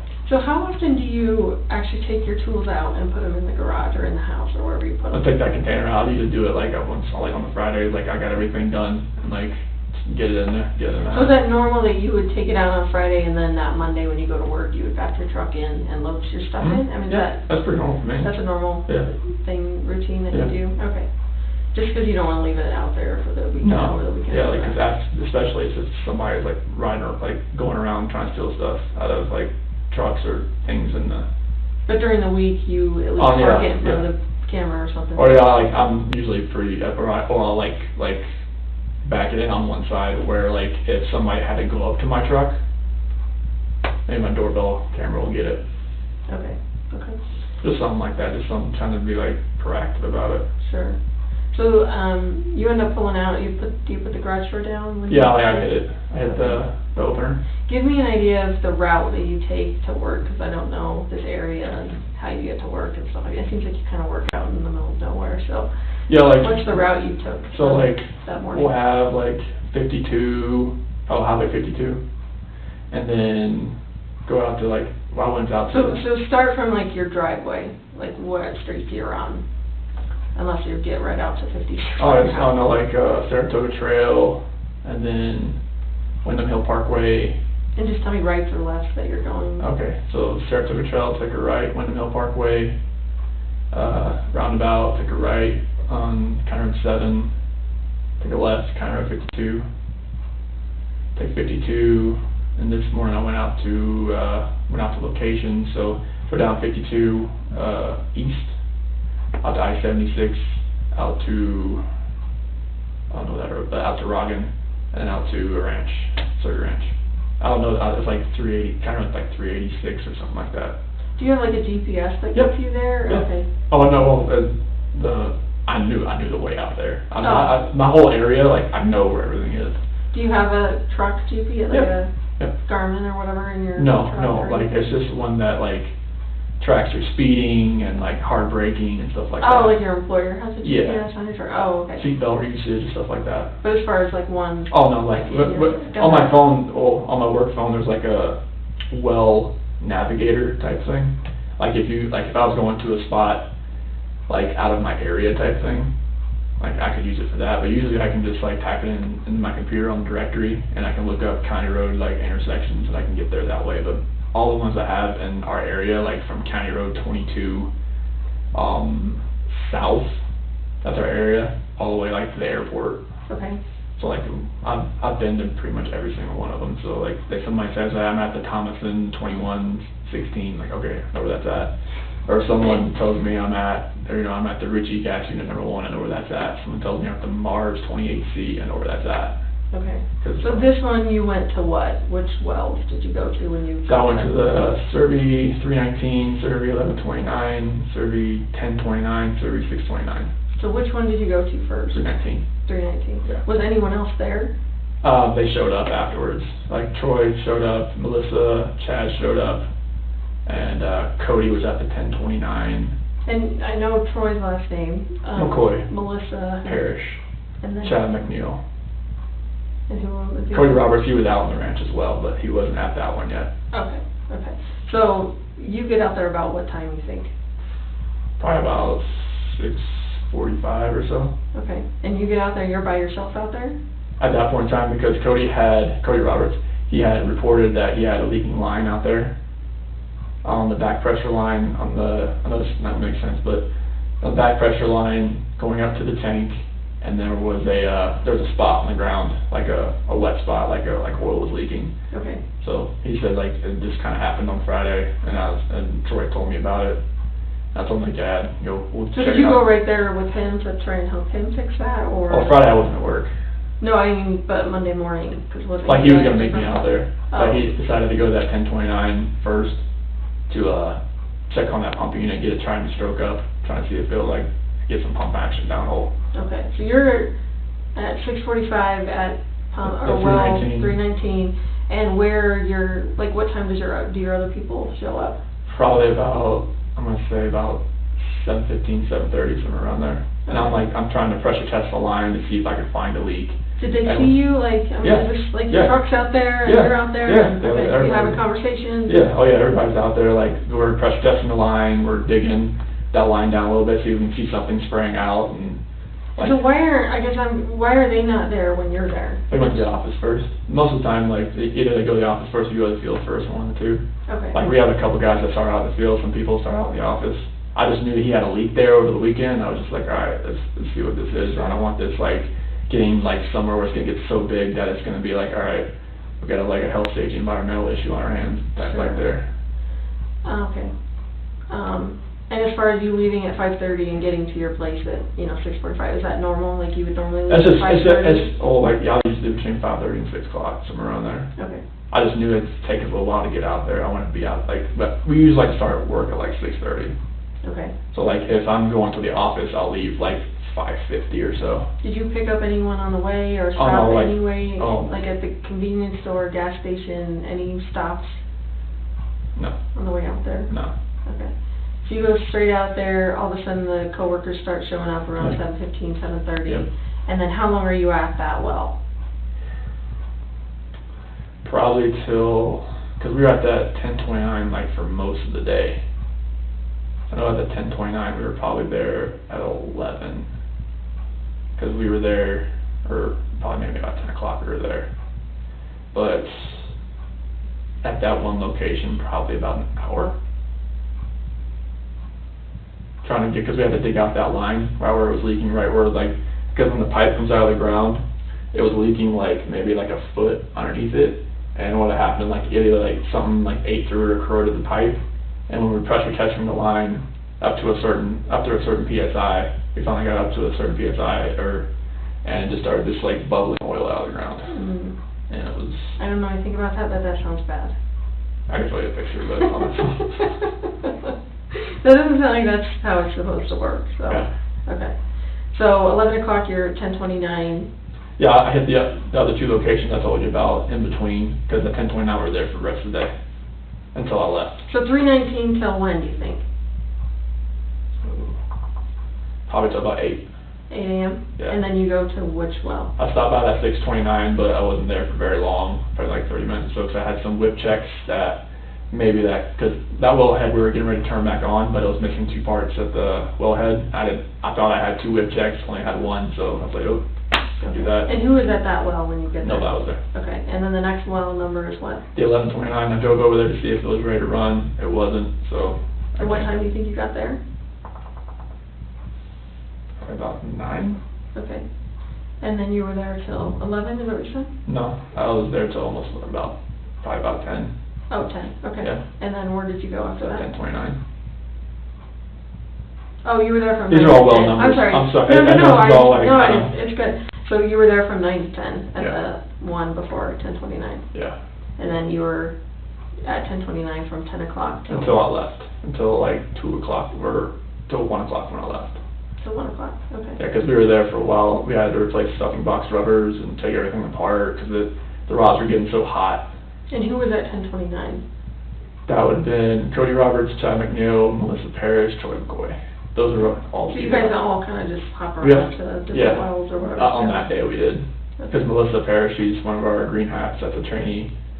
And it was Cody's route, and Chad is another one of our field coordinators along with Troy. Okay. Mm. So they were kind of showing her the ropes and that Yeah, kind of stuff? Okay. definitely. Okay. Anyone else of your coworkers or anyone else out there? Nope, that was the only ones. Would anyone else have seen you either on the way out there or out there when you were... No. Like I said, I didn't stop anywhere, like, I Did knew you that. wave to anyone? Did you, anything like that you can remember? no. I know it's early in the morning. I didn't, I mean, I called a few people, like, while I was out there, but for some reason, like, it like when you call somebody, and it just says, like, connecting or whatever it's doing, and it doesn't, like, start to actually ring until the seconds start to come up, like 1, 2, 3. Oh, right. But it just kept, like, said dialing, or it's for some And who were reason. you trying to call while I you was were out trying there? to call Cody Roberts, trying to call Troy and Chad. And none of those went through? No, they were trying to call me, and it said the number you have dialed cannot be completed as dialed, or something like that. Okay. Did you make any other phone calls? That was it. Like, I texted them. Texted Cody and Yeah. them? Yeah. And you texted And then I got a hold of Luke. I think I finally got either from this phone or this phone, and told him, like, hey, I'm out here. Like a phone call? Yeah. Or, okay. Yeah. And why did you, is that normal that you would? Well, I was just telling, because it seemed, because I think Troy or Chad told him, like, yeah, we were trying to get a hold of you. And, like, nothing, every time it said, like, the phone number cannot be completed as dialed. And I was like, okay, I'll call him and just let him know, like, hey, I'm not sure what's going on with his Kinda phone. weird. Yeah, because that place sometimes, you get hit, in the oil field in general, it's hit and miss. As far as, like, because sometimes you have, like, a radio tower here and there that just knocks out everything. Okay. And you said you tried earlier that you tried to call Shanann, is that right? I texted her at, like, 7:40. Sorry, you said that, I'm still going. You texted her when? 7:40 in the morning. Okay. And then, did you ever try and call her during the day? Mm-hmm. Okay. I'm not sure what time of that. I can't get that far on my phone now. Did that go through, that Yeah. call? And I did it from this phone. And did she just not answer it? Yep, Or? I just went to voicemail. Okay, okay. And then, did you call anyone else? Mm-mm. Did you call the police department? Did you call, Nicole? I can't remember. No. Oh, like right after I couldn't get a hold of her? Yeah. So like at 12 o'clock I texted her, or I called her again, and at 12 I texted her again, like, hey, call me. And then at 12:10, that's when Nicole showed up at the house. So I got a alert saying the doorbell detected a visitor. And that's when I called her about 12:20, like, hey, what's going on? And she said that, Shanann hasn't got a hold of anybody or answered anybody for today since she got home, so. Okay. And then I asked her, like, I was just like looking at, she said the house where the shoes were laying next to the door and the car was still in the garage. Is that weird, the shoes thing? Why did she bring up the shoes thing? Well, because she could see them sitting right there. I mean, but are they That's significant? that's the ones like she was wearing, I guess, in the airport Oh. type thing. Are those the ones she wears? Like She has a daily? couple different flip-flops that she wears, but those are, I think, those are the ones she probably wore from the airport Okay. because they were sitting next to the door. Did you find any of her shoes missing? She had a whole shoe closet. You wouldn't know if there were some missing. I mean, it goes up to the wall. Okay. So. Okay.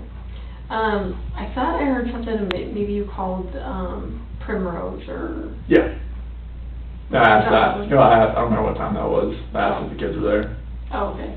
Was there any other conversation you had with them, or? Well, I just told them, like, if that we're more than likely going to be putting the house up for sale, and that, like, I'm not sure if they're going to be, like, because we might not be in the area anymore, but I wanted the kids just back on the waiting list if we're not going to be there. Sure. I know, like, at our daycare, they charge on Mondays for the week. Is that how Primrose works, or Yes. how do they do it? Yeah, because, like, that was going to be their first day back. Okay. Yeah. And they would have charged your card or whatever, $500 or? All right, when they showed up, yeah. Okay, okay. So you were just giving them a heads up? Yeah. And did you already know that they weren't gonna be there? No, that's why I called them just to see, like, if they were there or not, because she said she was going to take the kids to a friend's house. Mm-hmm. And I was just like, okay. That's why I called, like, maybe she ended up taking them there. Oh, okay. But, no. Okay. Any other phone calls to anyone else? Other than Nicole, like, when she showed up at the house. That was pretty much it? Yep. Okay. And then you can't get a hold of her, Nicole's there, and then that starts that whole process where you end up driving home. Is that right? Did you call anyone on the way home, or call anyone on the way home? I called Luke, let him know, like, hey, I'm going home and can't find Shanann, or the kids don't know where they are. And he's like, okay, this doesn't mean anything. Okay. He seems like a pretty cool boss. Yeah. He's pretty He is. understandable. Yeah. Understanding, I should say. Okay, so you're driving home, you're calling Luke, did you call anyone else, text anyone else? Mm-hmm. What route did you take to get home? The same one, like I-76 west, and then 52 west, and then took that home. Okay. That's pretty much 76 to 52. That's runs right. How big is this area, this ranch or whatever that you guys are working on? Huge. Like, give me like is it miles by? I mean, we're not the only operator out there. There's like Verdad, there's Lost Creek, there's... But your area that you're responsible for, where the wells are on, like... So that one, as far as square mileage, like maybe 10 to 20 square miles, like as far as width goes. Like if I, cause like, yeah, I mean, it's huge. And that would be just your responsibility? That's our area, that's Cody's route. Okay. Because we have 6 route operators, and they all have individual routes.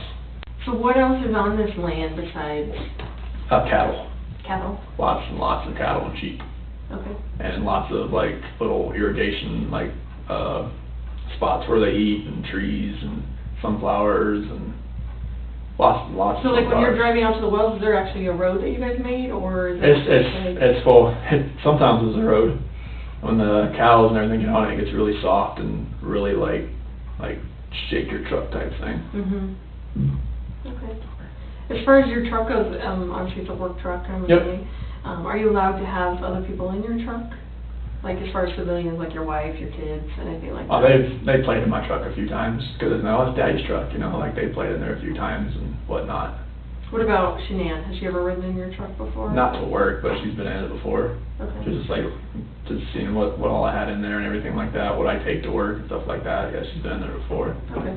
But it's not Yeah, like like, a regular thing. oh, like we're not really allowed to like take civilians like places in it, but other unidentified employees or like when I have a trainee and stuff like that, like they ride with me.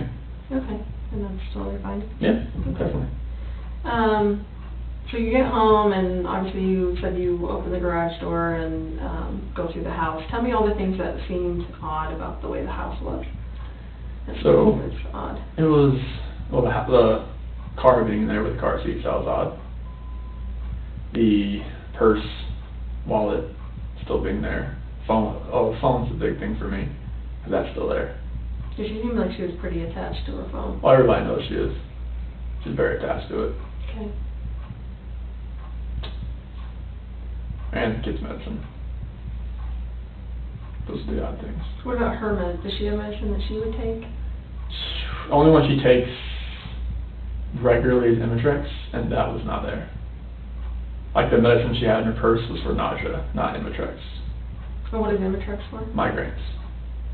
And that was gone? That was not in her purse. Like the one that they said was in her purse, they thought was Imitrex, no, it was like for nausea. Once I read it. Okay. As far as, do you think it could have been in her luggage that she left there, or? Not sure. It would have been in her purse. Okay. Did you go through her luggage? Like No. looking for clues, or? I didn't go through her luggage yet. Okay. But like her Imitrex stuff expects to have that like, you know, within hand's grasp. And you said the kids' beds were like pulled back, or how were the kids' beds? They weren't made. They weren't made? No. Okay. Is that normal? Pretty normal. For the morning, yeah. Okay. Especially because the kid, they just like throw everything and just like get out of bed. And what was your bed? What did it look like? The sheets were off of it. Okay, tell me about that. Like most of the time when she gets out of, like when she gets home from like a flight or something, she gets into bed like from the airport, she's gonna wash the sheets the next day. So that's what I thought when I got home. That she had woke up and Yeah, because she was, yeah. stripping the bed or Yeah, whatever? yeah. Okay. Are those sheets on the bed now, or No, I don't think so. are they still in the piles or whatever, like where she put them? I think, because I put, like I washed everything and I put different sheets on there. So where are the sheets? Oh, you washed those sheets, did you put them away in the closet or something? The closet?